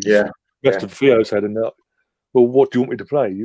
One season you got me at striker, and the next you got me on the winger. I don't think any of the managers knew his proper position, to be fair. It's funny, actually, because as we all say, and he scored against you guys midweek, on that, he's playing not as a winger at the minute, he's playing as a right forward. So he's playing up in the right wing type position, which is giving him the freedom to do the things that he wants to do. And again, he created that space against you guys. He did drop a shoulder, but as you said, there weren't a defender in front of him. He didn't have the ball, but he made a clever run, got himself on the edge of the box, and he finished as if he was a wannabe Thierry Henry. But he he's started to show. It's weird to say, but at 32 years old, he started to show the qualities that we maybe saw when he was 16 years old. Is that not no more? Like what you just said there, he's actually playing now in a position that suits him. And maybe previously, when he was at Arsenal, he wasn't always playing in a position that suited him. He wasn't clearly playing in a position that suited him at Everton very much. But now he's at Southampton, it seems as though he's allowed that little bit of extra freedom. He can come in from the right-hand side, which is probably where his strength is. He hasn't got to stick out on the wing. He can move inside and take up some sensitive positions. And he's a good finisher. When he's on one-on-one, when he went through the other night against us, when he got the ball, I knew he would score. He's scoring. Because you know he's going to score from them positions because he scored hundreds of goals like that for us. And you just knew he would score. He doesn't miss them very often. And that's one thing that he's good at. And now he seems to be playing in the right position at Southampton. I'm actually delighted for him, to be fair, because I think he's a nice man. He's not been one of these footballers that went off the rails because they got everything thrown at him at a young age. He's got his feet on the ground always. He's a good family man. He's a nice guy, and I'm glad he's enjoying his football again. And he's, proving to be successful at Southampton. And I'll say good luck to him. And I didn't care that he celebrated that goal the other night. I was pleased with him. And if Southampton were going to score, before the game, I said, if Southampton are going to score tonight, I want Theo Walcott to score. If they're going to score at all, I'd rather they didn't score. But if they're going to, let him score. And he did. So that was fine. Same we didn't win the game as well would have been perfect. Same he couldn't score an own goal as well would have been nice. But anyway. No disrespect to Everton or Arsenal, but he is playing in a very good team at the moment, isn't he? Yeah, he's playing in a confident team. Yeah. And a coach who knows how to get the best out of him as well. And getting the best out of him. And I think that's a massive difference. Because a bit like Iwobi said before, I think Walcott's a bit of a confidence player. And at the minute, he's been given that confidence in the role in the team. And it's shown because he's playing really well. I mean, he's been their best. I've seen 3 or 4 of their games recently. He's been their best player.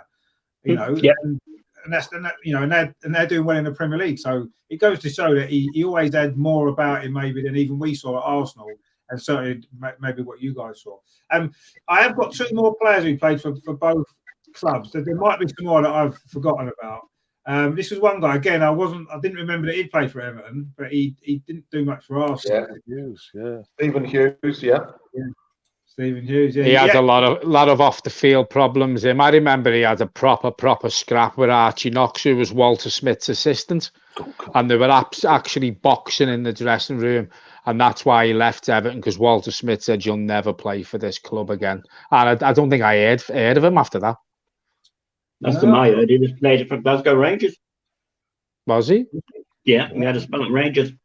I mean, he's not now. I don't know where he is now, but he was a very, very hot-headed player. I think becoming a footballer and playing for Arsenal and obviously playing for Everton, I think it just went to his head, to be fair. Yeah. He didn't play that much for us, did he? No, he didn't play that much for us neither. He was in the first team squad at Arsenal for maybe 2 or 3 seasons, sort of under Arsene Wenger at the beginning, and he played a few games, scored a few goals. I remember he got 2 goals against Chelsea one game in the year that we won the double. That's right. He got some big goals, and he looked as though he had potential to go on and become a decent player. But maybe it was like you said, maybe the problems off the pitch. Maybe that's why it never quite happened for him. And I know he didn't seem to do a lot of it from what I remember. And I don't actually know what happened to him after that at all. Actually, I really don't know where he went. I didn't know he played for Rangers. So. But that's a shame because he was another young player that I thought had potential, and there's been a few of them. I think it goes to the head, doesn't it? Yeah, maybe that's what it is. Maybe it was his attitude. And the other one, we did mention him briefly before. He'll always be an Arsenal legend, and I think he probably had a decent time at Everton as well. Yeah, it's the one. Yeah, he was a great player for Everton. As a footballer, absolute all the time in the world. As a pundit, I'd rather turn the telly off. I quite like it because he's biased towards Arsenal sometimes. And that makes he hates us. For most of the pundits. So I don't mind him sometimes because it's nice to have an Arsenal kind of pundit on. I mean, what did you think of Martin Keown Melvin? He must have been one of the best when I used to love him. Oh, terrific. He was great, wasn't he? I mean, so different to what we got now, all nicey footballers, I can imagine him putting someone up against the wall in the dressing room that had been sent off stupidly or given a ball away stupidly and let a goal in. No, he was just he was so, his concentration was amazing. Yeah. He's no messing around. He wasn't trying to do anything clever. He just tried to. And he went on that pitch. It was whoever I'm marking ain't scoring. 100% every week, wasn't it? Yeah. I mean, funny enough, when he first broke through at Arsenal in the mid-80s, and he actually was looked upon as being a better prospect than Tony Adams. That's right, yeah. George Graham took over, and I think Martin Keown George Graham was only going to give players a 1-year contract at first to prove themselves at the club before he decided who he wanted to keep and who he didn't. I think Martin Keown wanted a 2-year contract or something like that, and in the end he left and went to Aston Villa, and of course ended up playing for Everton and then coming back again. And George Graham paid 2.2 million for him. I mean, he sold him for 200,000 to Aston Villa and then bought him back for 2.5 million. When he could have just kept him and given him an extra year contract, he would have kept him all the way through. But yeah, he was a great player. I love Martin Keown. I mean, fantastic. And he had the right kind of. He was an Arsenal fan as a kid as well, and I think that maybe helped the way that he kind of his passion for the club came out. Sometimes too much, as we remember at Old Trafford that time. But you got to love a player that does that. I mean, is there any other players that we can think of that played for both clubs? Like Melvin's got one. I knew he would. Got an old one, so it's not fair because I'm the only one who probably remembers him or was about when he played. He played in the same team as Liam Brady. The guys, you know who it is, Richard? They were Malcolm McDonald, Liam Brady, Stapleton, that era. He played for Everton. Did he play for Everton before he played for Arsenal? No, he come through the ranks, I think, with us. Trevor Ross. Trevor Ross. Yeah, well done. Yeah, Trevor Ross.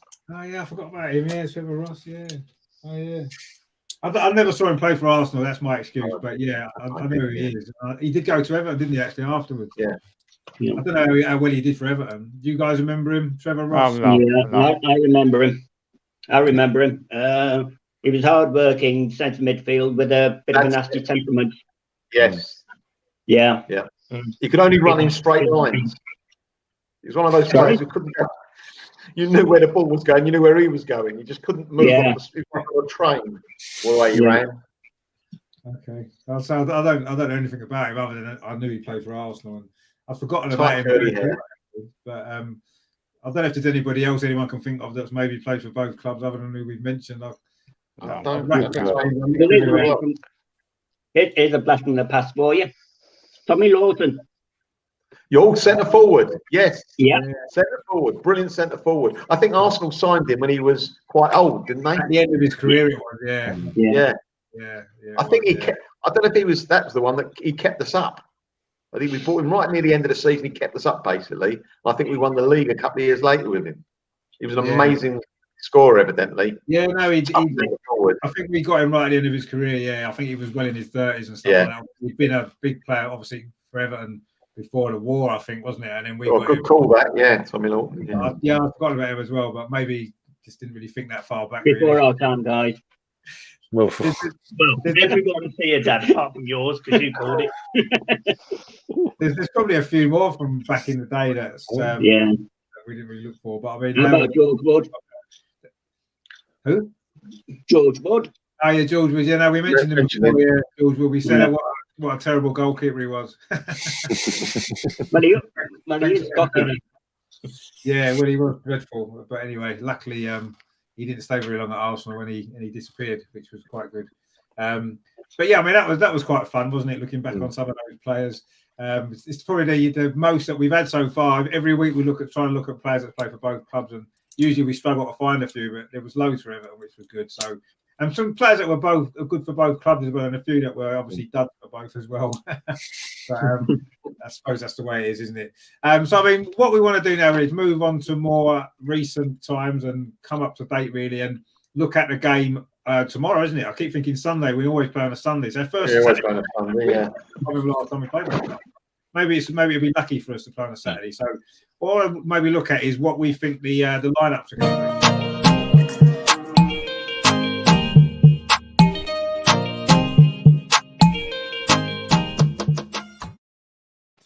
I mean, I don't know what you guys are thinking about your side. I don't know if you've got any major injury concerns coming into the game. I mean, what do you think? I mean, if we start with you, Mark, what do you think your side is likely to be tomorrow? Yeah, so it'll be Pickford in goal. It'll be, I think it'll be Ben Godfrey at left back, Mina and Keane in the centre. I think Seamus Coleman will come back in at right back with Holgate going into the middle next to Decore, and probably Sigurdsson. The front Messi. Three, the front three will be Messi on one side, the Brazilian, Brazilian Ronaldo on the other, and up front will be Calvin Lewandowski. And I'm pretty confident that is the same team as John's because I robbed it from John. So our biggest injury blows Allen. Allen's a huge miss for Everton. Everton, I could categorically have said, and I mean this is no disrespect to Arsenal, but they've got a massive hole in the middle of the park, a creative hole in the middle of the park, and Allen would have been fantastic to sort of sit in there. And for the players that aren't as creative, trying to be creative, he would have stopped everything. He would have dominated midfield. Him not being there is a huge, huge miss. And actually, it probably gives Arsenal a chance to potentially dominate the midfield. But really? Everton will play a flat back four. Everton will probably allow Arsenal to have the ball. It's just going to be that Everton are explosive going forward. We've got the pace, and we'll get in behind Kieran Tierney and Bellerin. And the fact that you're missing Gabriel, I think Dominic Calvert-Lewin could have a very good day. I think he would have had a very good day anyway. But yeah, that's probably made his life slightly easier, not having Gabriel there. He's probably our most dominant centre back this season. I'm glad Everton likes my animation as well because it took me ages to do that. Do you agree with that, then, John, in terms of the team there? Yeah. I mean, as Michael said, pushing Holgate into the middle. Holgate's played there before, and he's capable of putting a shift in there. And I'd rather see a defender in the midfield than bring a midfielder in Tom Davies. So for me, I stick with the same team. As we spoke about on our watch along last, I think playing the flat back four with the way we're playing it at the minute stops the gaps. Now, as I said earlier on in the podcast, if you look at Arsenal's last performances, yet they're not getting the wins. They've won 1 in 7. They've only scored 2 goals, but they've had the majority of possession in 95% of them games. And I expect them to have the majority of their possession tomorrow as well. But Everton are tough to break down at the minute. So if we go with the same formation as we have been in recent games, obviously there is one change with Alan being out with his hamstring. But I still think Holgate is very capable of slotting in next to Decore. And, as you said, you've got Iwobi on one wing, Sigurdsson on the other. Arsenal are going to find it tough, really tough against Calvert-Lewin and Richarlison tomorrow. Really, really tough. As you said, Michael, Gabriel is a massive miss for Arsenal. I think the last 2 games Arsenal they've had red cards, so they're not helping themselves, Arsenal, at the minute with these sending offs, and they're getting injuries. Arteta doesn't know his best 11. He's had to scrape teams together because of the red cards. A lot of frustrated players at Arsenal at the minute, in my opinion. Playing with frustration, getting themselves sent off, getting hot-headed. I don't know what it is. I wouldn't say he's lost the dressing room, Arteta. I don't think he's lost the dressing room. Is it maybe he's too nice and he's not getting the respect off the players? I don't know. It's very strange at Arsenal at the minute. Because if you look at the team, Aubameyang, Lacazette, but I don't know if Pepe's fit. I haven't seen him for a couple of games. He's been suspended, but he's back now. He played Wednesday night, so he's back in the. He's available again. Whether he'll play, if you look at Arsenal's team, they've got some good players. They're just not clicking. And as I said, it seems a very frustrated team to me at the minute. But I think Everton should be good enough, especially at home. 2,000 fans is better than none. I think Everton will be just probably a bit too strong for Arsenal tomorrow. I think Arsenal are very low on confidence at the minute. No, we are. The one last thing I would say to caveat that, and I don't know whether Arsenal have a similar thing, but Everton tend to what we call Everton situations. So we can go into a game expecting to win, and we can expect to be dominant and all of this magical stuff, and then we do what we call the Everton, and which is a bottle job. We bottle it. So for me, this game's either 2-0 Everton or 1-0 Arsenal. Well, who's saying there thinks at some point it will click and Arsenal give someone a hiding? Yeah, it probably will eventually, but I'm not expecting it to be tomorrow. I mean, Ryan, what are your kind of thoughts on the starting lineup? I mean, I know there were some enforced changes the other night. Bellerin's now back. I think he'll get straight back in the team, or will he not do that? What do you think? So, what are you expecting? I do think that we're going to see a Xhaka situation revert back to normal with Arteta, and we'll see Hector guarantee no matter what, you could put your house on it that he's going to start tomorrow. And then if he starts, we are screwed, basically, putting it politely, because he cannot defend. However you want to paint it, he's meant to defend. Part of his role is to defend, and that's what in recent weeks is an insult. They had the number 2 jersey. We've seen that players like Lee Dixon, for example, have that jersey and they can defend. It's an absolute insult. Yeah, it's just I'd rather have a Cedric, but for some reason we've given Cedric a 4-year contract to sit on the bench by the looks of it, no matter what. Yeah. Fucking Hector's suspended, sit on the bench. That was mad the other night, wasn't it? When Suarez has got his contract, he's a natural right back. Yeah, and he started ahead of it. Maitland-Niles there, which I mean, Maitland-Niles played well actually, but the point is you've just got a right back on a 4-year contract, and you don't play him. And is he going to play him tomorrow? I don't think he will. I think he's more likely to stick with Maitland-Niles, if anything. But I agree with you. He will probably bring Bellerin straight back in, which would be a bad move, I think. But and then we're going to see Holding, because of the Gabriel's suspension, Holding and Louise together, which with what's available is the best. I'd rather have that than Mustafi in our defence, to be honest. Tierney at left back as always. Leno in goal. And the midfield will be interesting because it's either going to be El Neni and Ceballos or El Neni and Ainsley. I'd rather go for El Neni and Ainsley because we're going to have more athleticism, and every part of midfield will be a lot more better, more balanced than what we'll get with a El Neni to Ceballos partnership. And then I have Pepe out on the right. Willian can piss off and stay on the bench. But I know what Willian Arteta going to do. Again, bring Willian back because he's a big game. Again, think of Willian as well. It's like he was meant to come in as a bit part player, sort of cover certain positions here every now and then for the occasional games here and there. Might be a squad player. He's playing every game pretty much, unless apart from one in the Blue Moon.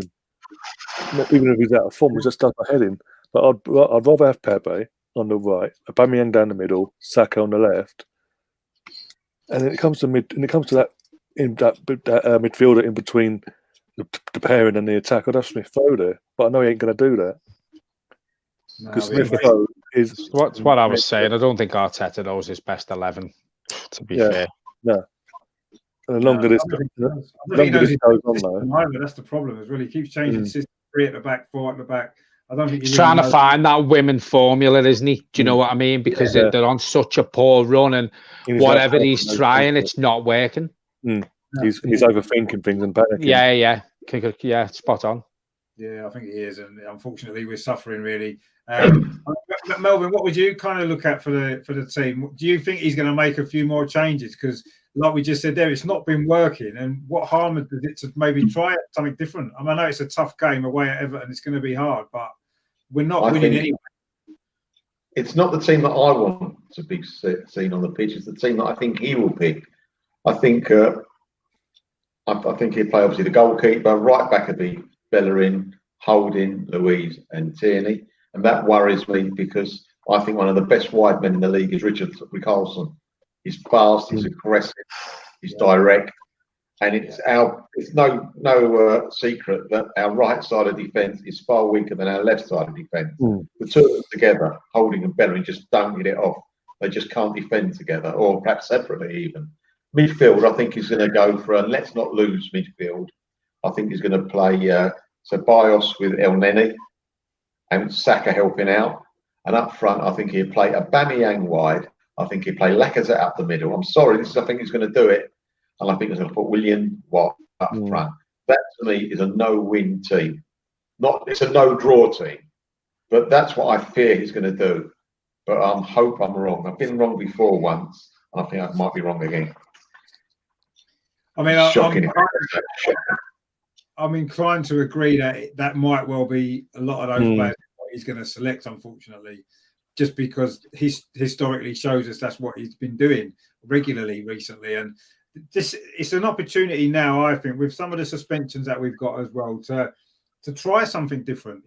What annoyed me on Wednesday was on the bench, he didn't have Smith Rowe, he didn't have Balogun, and he had two central defenders, Mustafi and David Luiz. You're at home to Southampton. It could understand maybe having two central defenders on the bench away at Everton, possibly. If we nick a goal, then you maybe want to shore it up later on. You've got defenders to bring on. But when you're at home, surely you've got to have some attacking options on the bench to come on. And he didn't have. In the end, of course, with the sending off, it perhaps wouldn't have mattered much anyway. But just looking at the team before, I mean, tomorrow I'm hoping that he does put some of these youngsters on the bench. I want to see Smith Rowe in that squad. I want to see Balogun on the bench. They're probably not going to get in the team at this moment in time, but I definitely want to see him on the bench and get the opportunity to come on if we need a goal later on in the game, and do the substitutions a bit earlier. But I mean, I actually think he might go for the three at the back again. Actually, I just think he might try and shore it up. Maybe have Holding, David Luiz, and Tierney as a back three, and then maybe put Ainsley Maitland-Niles, because he does kind of work quite well as a wing back, doesn't he? Because he can get up and down the pitch.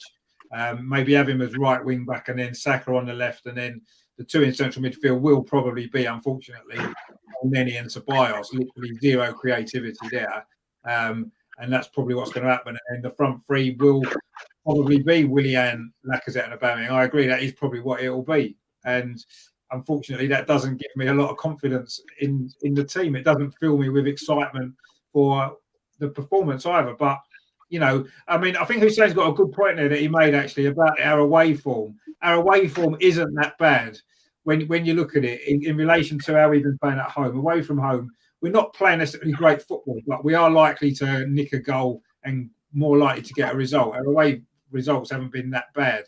A bit of cacker in Emil Smith. Well, yeah, I mean, he won't get better if he's not playing, though, will he? That's the problem. And he's not really given an opportunity at the minute. So he's not even got on the bench yet in the Premier League. When we're struggling for creativity, and he's a creative young player, it seems crazy that he's not even getting on the bench. I mean, I don't know. Hopefully tomorrow he'll put some of these youngsters on, instead of the tried and tested players that have let him down. Throw some of these youngsters on the bench. Let them see, if we need a goal, bring them on and see what they can do. You certainly can't get much. Sorry, Richard, can I just jump in? I'm going to have to leave Michael with you now because I got my rota for work an hour ago and I just need to reply to it. I am going to have to shoot off. Thanks very much for having me on, guys. It's been a pleasure. It's been a really good chat. Good luck for the rest of the season, apart from tomorrow.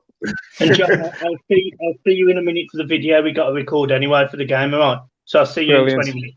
Go on then. Right, cheers, folks. See you in a bit. Enjoy the game tomorrow. That's John, obviously. He's from the Blue Boys Network as well. He's had to go. Great guest to have on, actually, with some great kind of thoughts on the game tomorrow and obviously Everton in general. So, but yeah, I mean, I say I'm a little bit worried about, how we're going to play tomorrow, actually, and how it's going to go. But that kind of leads us on to the final kind of section, really.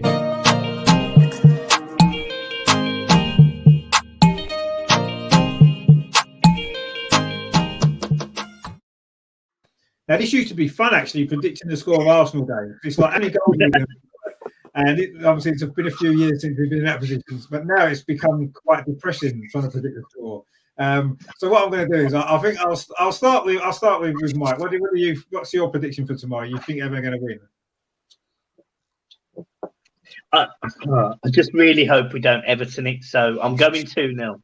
I'm going to. My head and my heart are telling me Everton win this game fairly comfortably, 2-0. The small pit of my stomach, the small bit underneath all the fat and the flab and the chin, I'm worried Arsenal might scrape a 1-0, but no, I'm going 2-0 Everton. What does your dad think? To be honest, I can't see a winner. I think it'll be a scoring draw. Yeah. Yeah, and in all fairness, I mean, I don't see too many goals, so it'll either be a 1-1 or a 2-2. That's my thinking. Yeah, that wouldn't be a major surprise, I guess. What about you, Melvin? What are you kind of thinking? Are you optimistic for our chances tomorrow? If he plays the team I think he's going to play, I think we get beat 2-0. Easy. Yeah, if he plays that team, I wouldn't be surprised either, actually. doesn't fill you with a lot of confidence. But you never know; he might throw one or two surprises in. What about yourself, Ryan? What are you thinking of tomorrow? It's like Melvin says, if he goes the way we think he's going to go, what you guys have said as well, this could be a 2-0, 3-1 situation, another defeat again. This could be the nail in the coffin, so to speak, in terms of the board. Maybe just think, okay, we give you that vote of confidence early in the week, and look, you've got a point out of 4, 2 points in like 7 games, 8 games. Things like that's relegation. You're flirting with things now. That's not what we want to do. We want to be X, Y, and Z. Time to go. Maybe if Edgar does it, if he doesn't, he does the complete opposite. But we're all thinking, and pulls off some absolute blinders of changes that we don't expect. We could win this 2-1. Well, I must admit, actually, I mean, there seems to be a few different scores floating around, draws and Everton wins. We might win it as well. Ben in the chat saying 1-1. We had Hussein earlier with a rather optimistic 3-1 to Arsenal. I must admit, it's quite a difficult game to call because you look at it on paper and think Everton have just come off the back of 2 big wins. I mean, beating Chelsea at home last week and then the midweek win at Leicester. We can't beat anybody at the minute, although away from home we are slightly better set up, I guess. It's a sort of game, actually, we look at it, this sort of game when Arsenal end up winning just because we're going to be massive underdogs looking at the recent results that there's been for both clubs.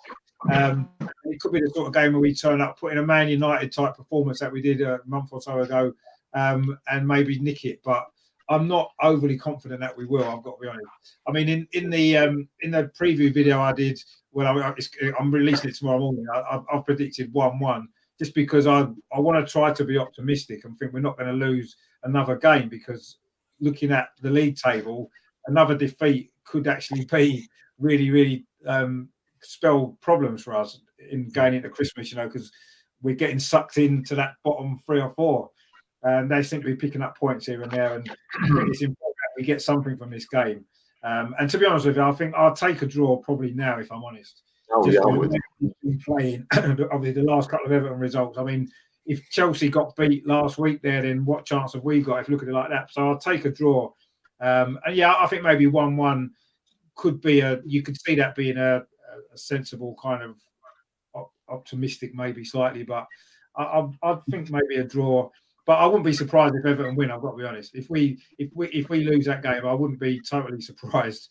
But let's just hope Arsenal turn up, the right team turns up, we pick the right players, and we can, I want to see us play better than we have been. I think that's the key, because the performances have been poor, and this has been a series now of performances, not just 1 or 2. It's been 6, 7, 8 performances in a row that have been poor.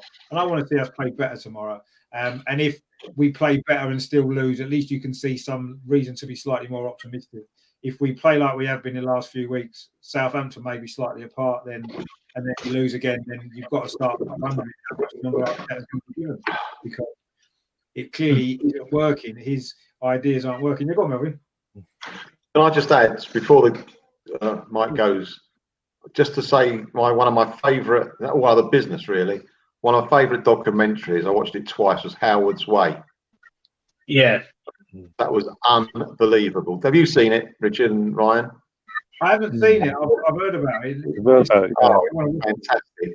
So it's mainly about the 85 team when he was manager there. And that's what it centres on. But it has other things going back a few years.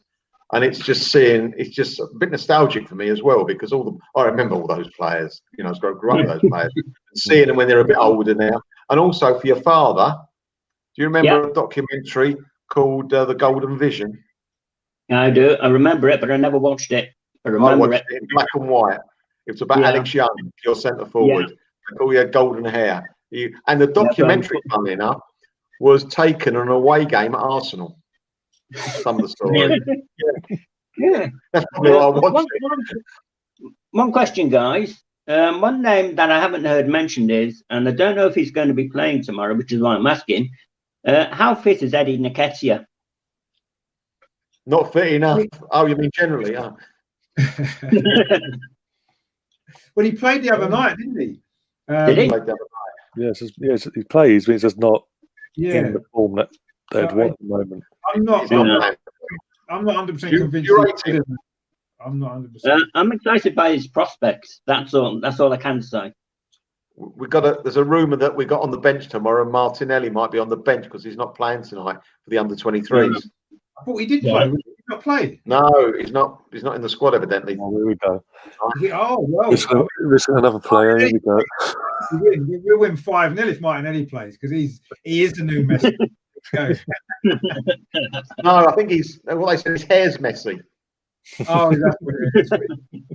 But who says right? We've got Everton, Man City, and Chelsea. In this next week, between now and Boxing Day. So it's not. Potentially, it's not going to be a happy Christmas for us, is it? Probably looking at those 3 results. But the one thing I would say, you are in exactly the same position as we was a week ago. Yeah, 1 win in 7. We put in 2 good performances against Chelsea and Leicester out of nowhere. I expected Chelsea to beat us. No, we were, but the difference was you put in some good performances earlier in the season as well, whereas we haven't. Yeah. You had something to look back for. If you played well and then you have a few bad games, you think, well, fair enough. Form's kind of temporary, isn't it? And it comes and goes.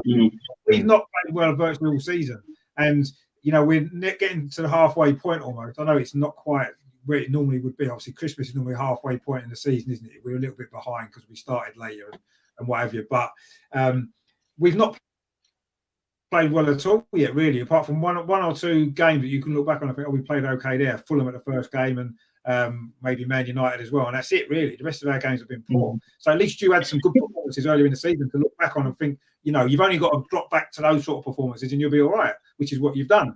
But we've got nothing to look back on. We'll be looking back months. Can I just ask you a general question just while we're here? Is what now at this point? Because I know this from our situation when we had Marco Silva and we ended up bringing in Sam Allardyce. We were very worried we'd go down, etc. You're not going to be in that situation. But what's an acceptable finish at this point? I think halfway.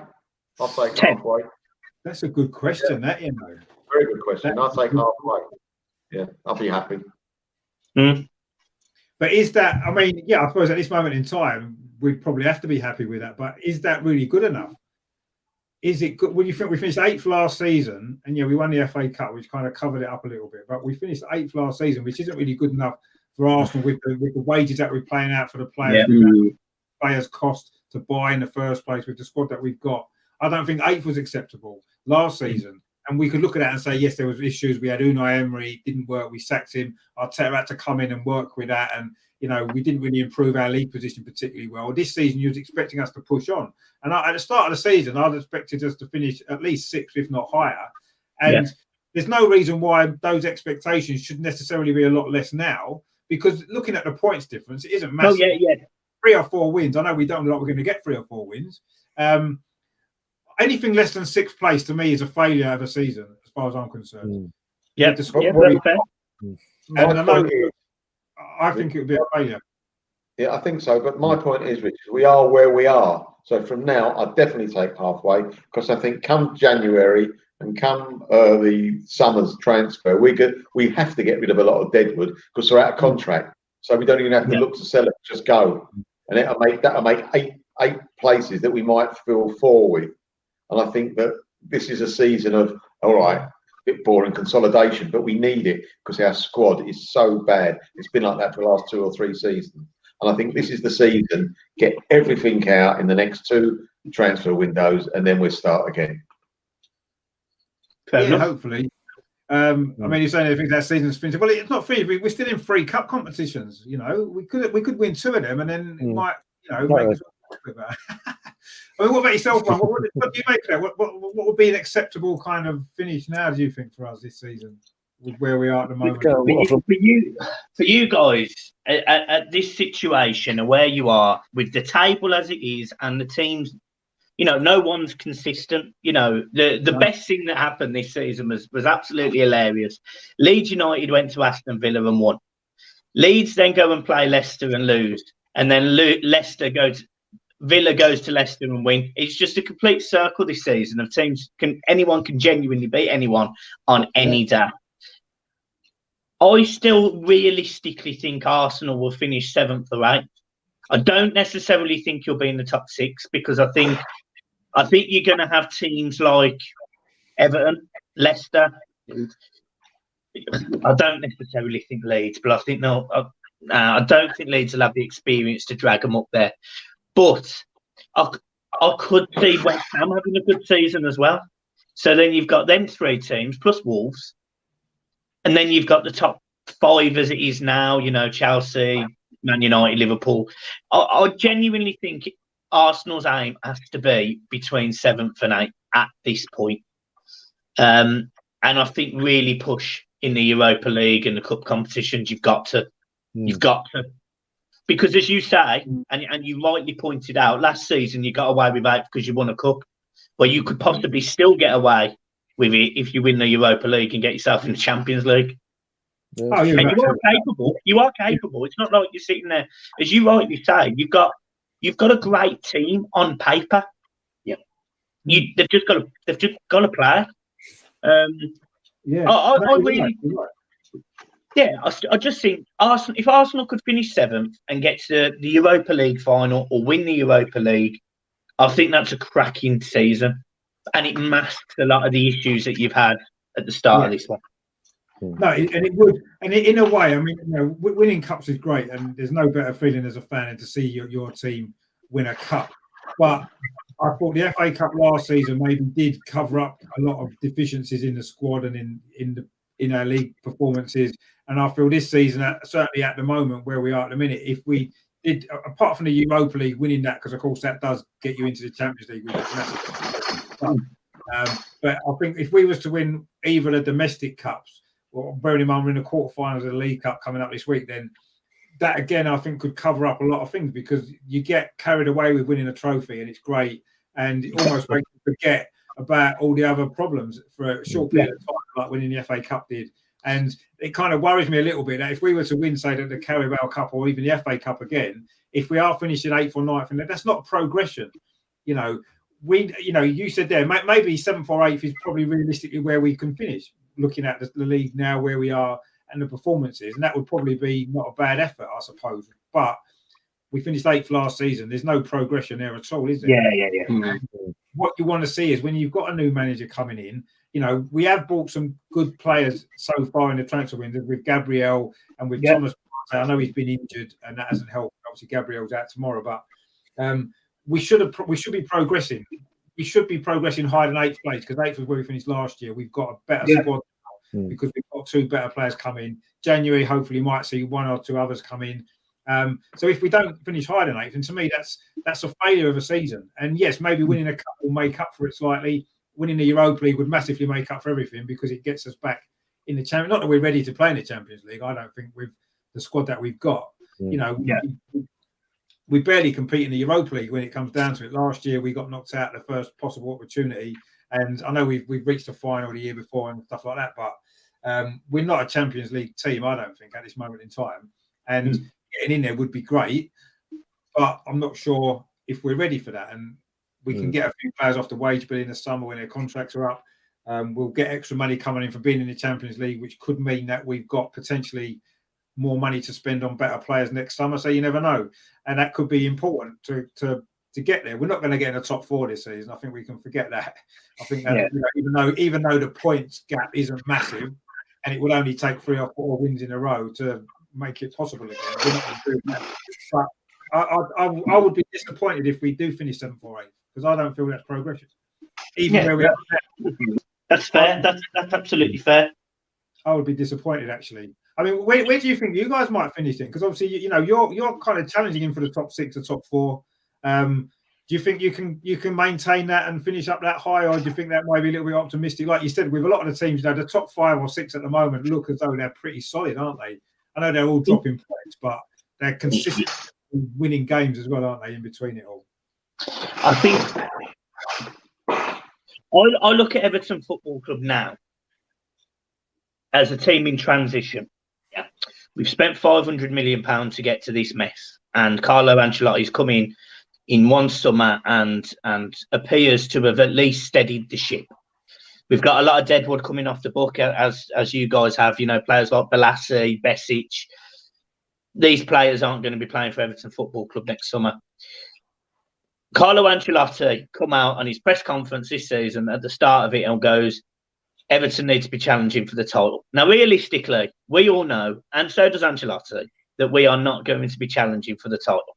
But what he's doing is he's instilling a mentality to go and win, because we haven't had that for years. Yeah. You know, David Moyes, as good as he was at times for Everton, Everton went into every single game as underdogs. You know, he would come up with a reason why the other team's going to beat us, and then we'd win 1-0 and everyone would be chuffed.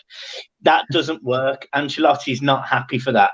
Ancelotti wants to go against Man City away, Liverpool away, and win the games. So for me, I think Everton's realistic target has to be 6th, because we've proven that we can beat the teams that are going to be around us, which is your Leicester, which is your Tottenham, your Chelsea.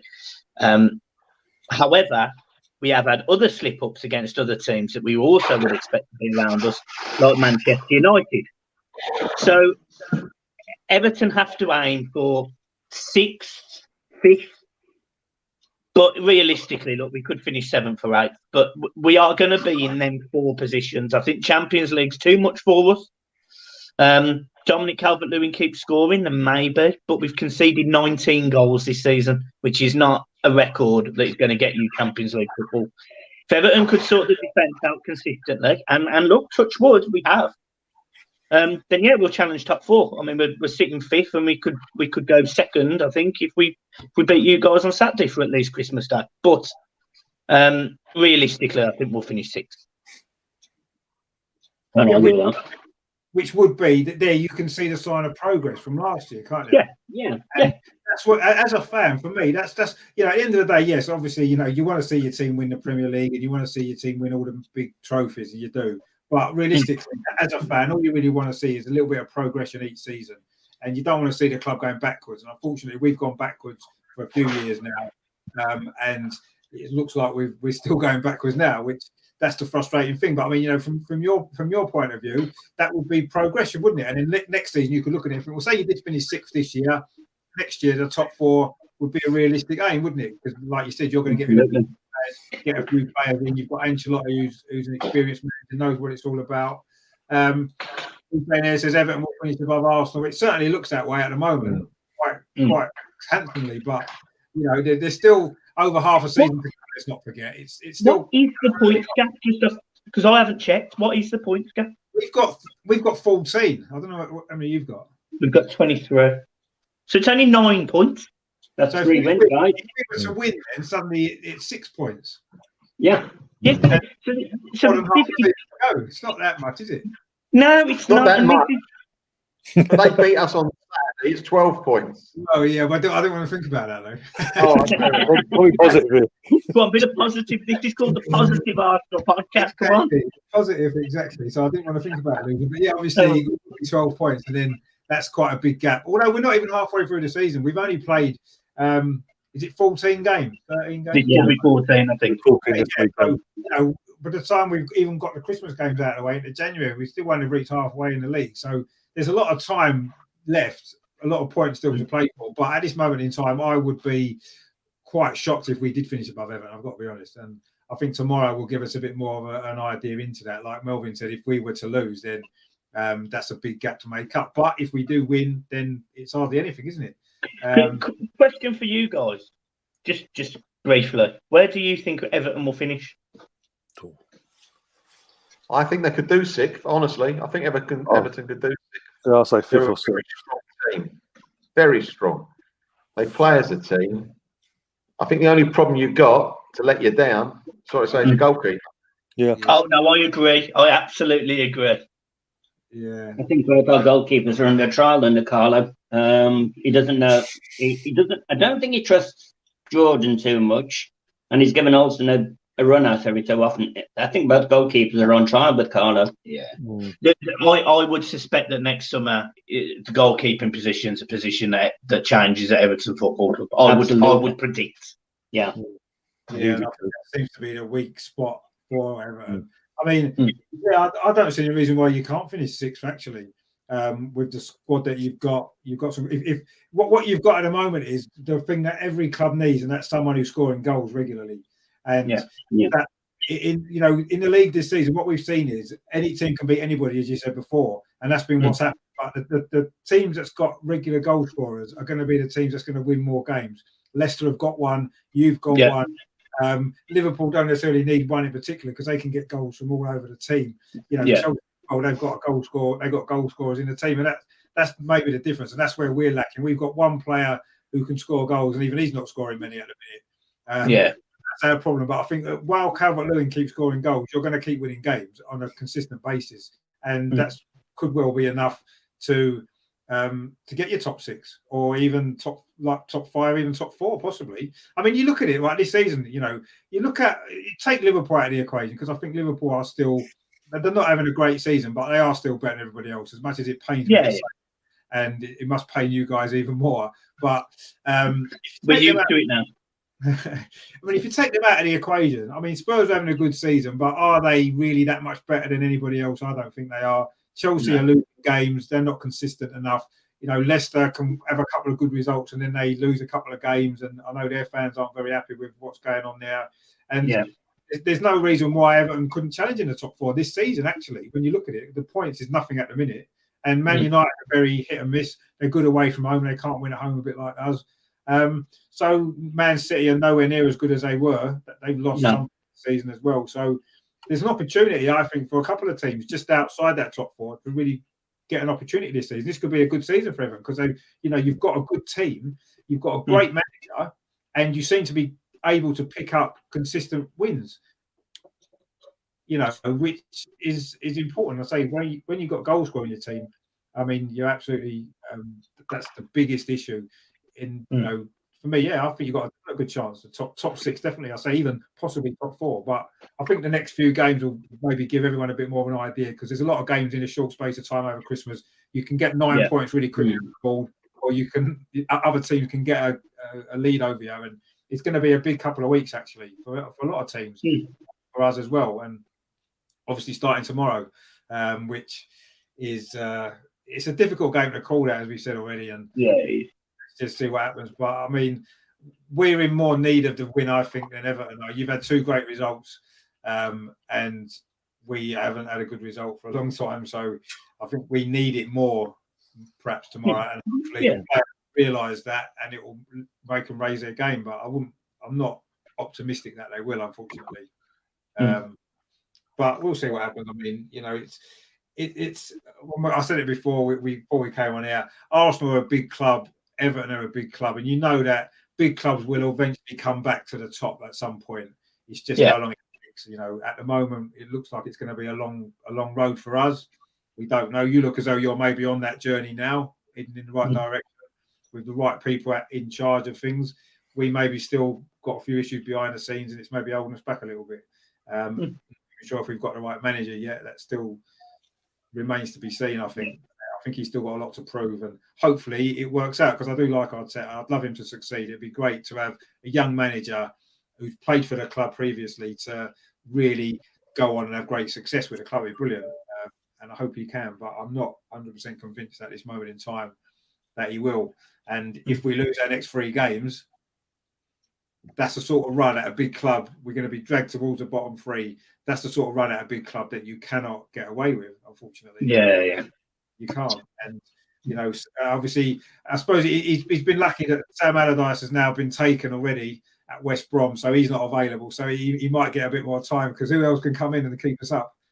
Well, the other man that used to be brought in was Alan Pardew, and you don't want that.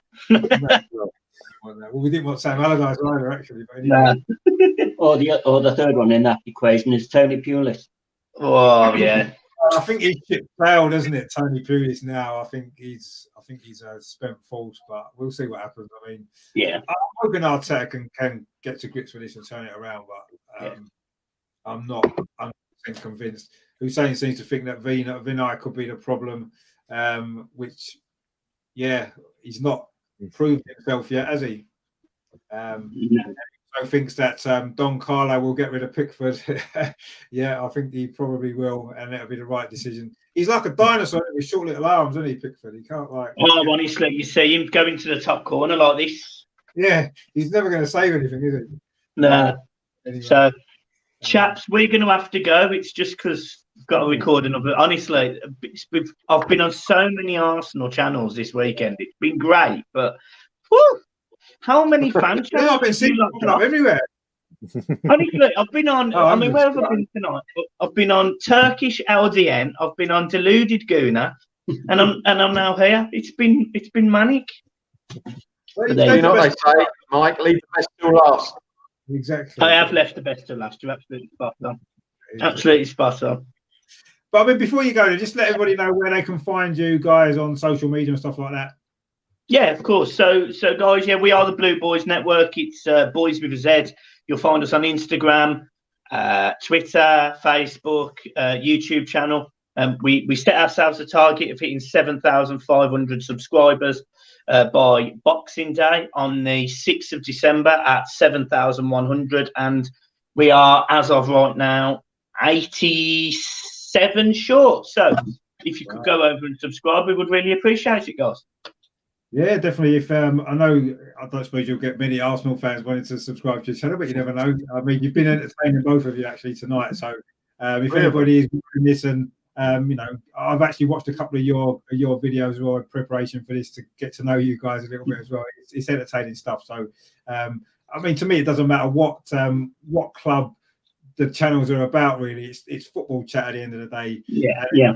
And it's nice to watch other clubs as well. So hopefully, we can help you get to the 86 that you need to get to your target. Would be great as well. So thanks for coming on. Obviously to John as well, and to your daddy, the star as well. So fantastic. You guys it's always nice to speak to, I'll say, other clubs as well. So I mean, enjoy the game tomorrow, but not too much, obviously. Losing at home is never enjoyable, is it? So you won't enjoy it too much. We did it to Leeds a couple of weeks ago, so we know how it feels, don't we? Yeah. See you later, guys. Yeah, just take it easy. See ya. All the best. So I'll say that's just from the Blue Boys Network. I'll say please subscribe to their channel and follow them guys on social media. And if we do win tomorrow, then obviously you give them a bit of stick as well, which would be nice. In the best possible taste, of course. Hussein there seems to think we should get Rafa short term. That'd be a strange one, wouldn't it? I know he's not doing a lot at the minute, but I'm not sure about that. I don't know. What do you guys think about Rafa? Do you reckon he'd be a gamble? Is he in China? Is he still there? He went to China. I heard of him. He's in China. Mind you, if he's in China, he'd be on a massive contract, so we definitely won't be able to get him because we wouldn't pay that off, would we? Let's be honest. When's Gareth Southgate's contract up? Yeah.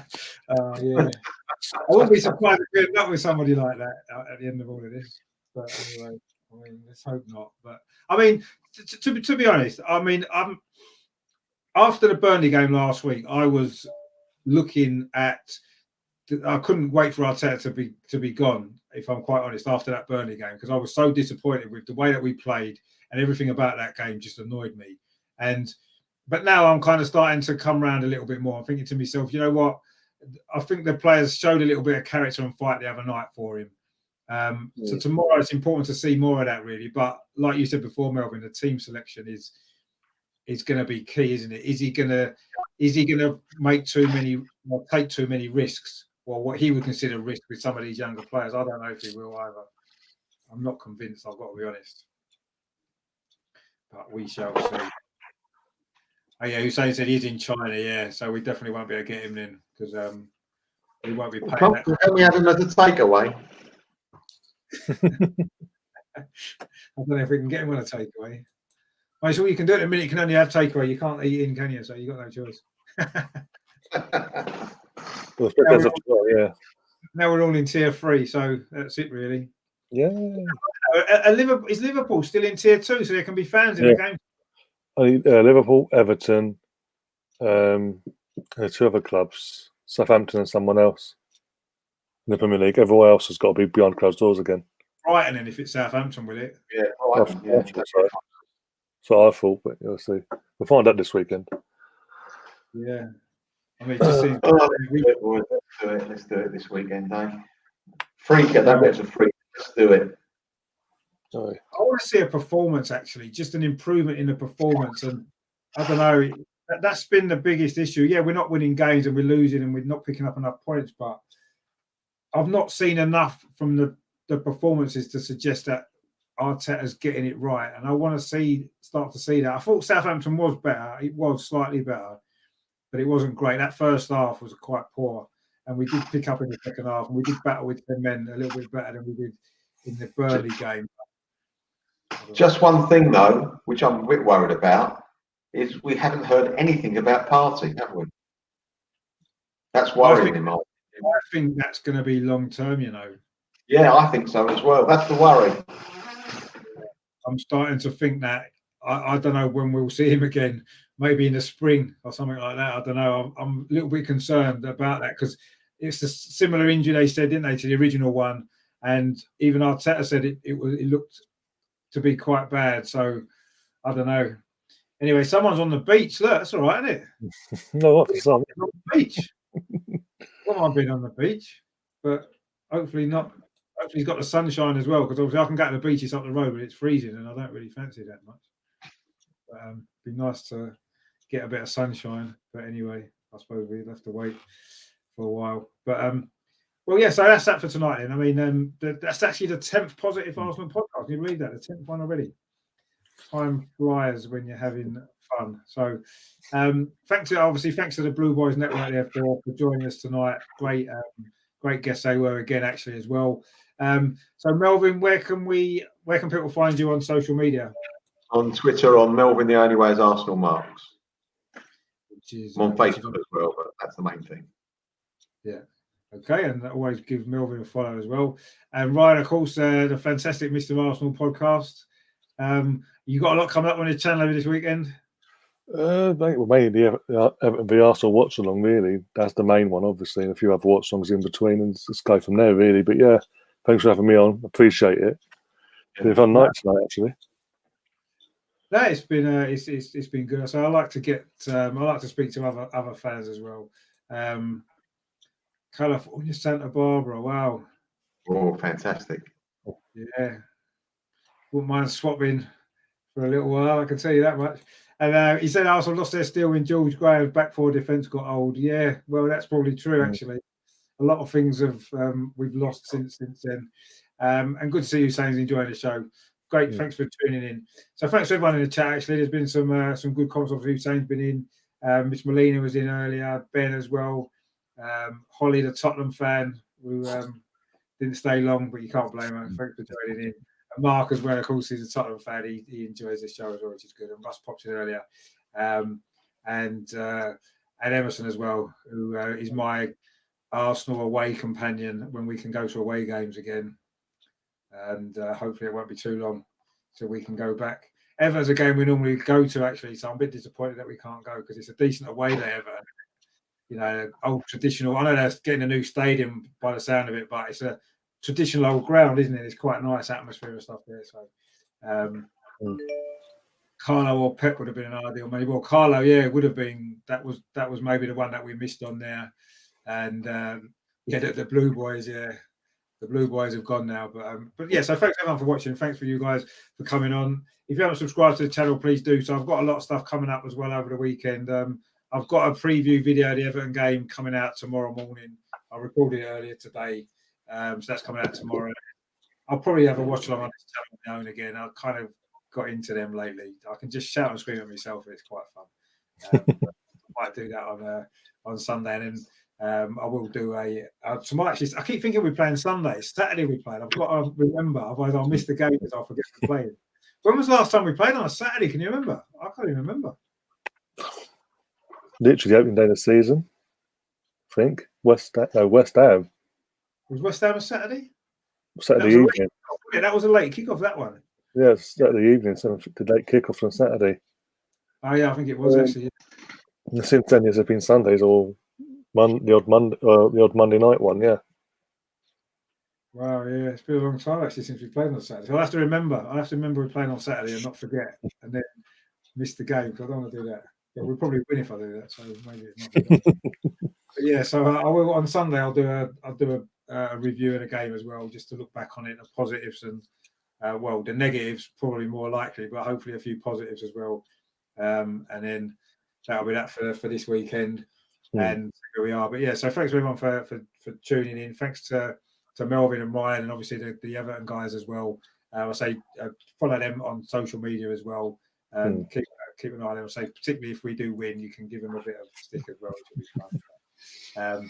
But yeah, so thanks everyone for watching. Thanks for you guys as well, and hopefully a big game tomorrow actually for Arsenal. Really big game. So we put in a performance and really show that we're on our way back, because it's long overdue, isn't it? But I'm sure it won't be as bad as it has been lately. So let's hope not. And of course, in the meantime, as always, come on, you Gunners! Come on, Arsenal! Come on!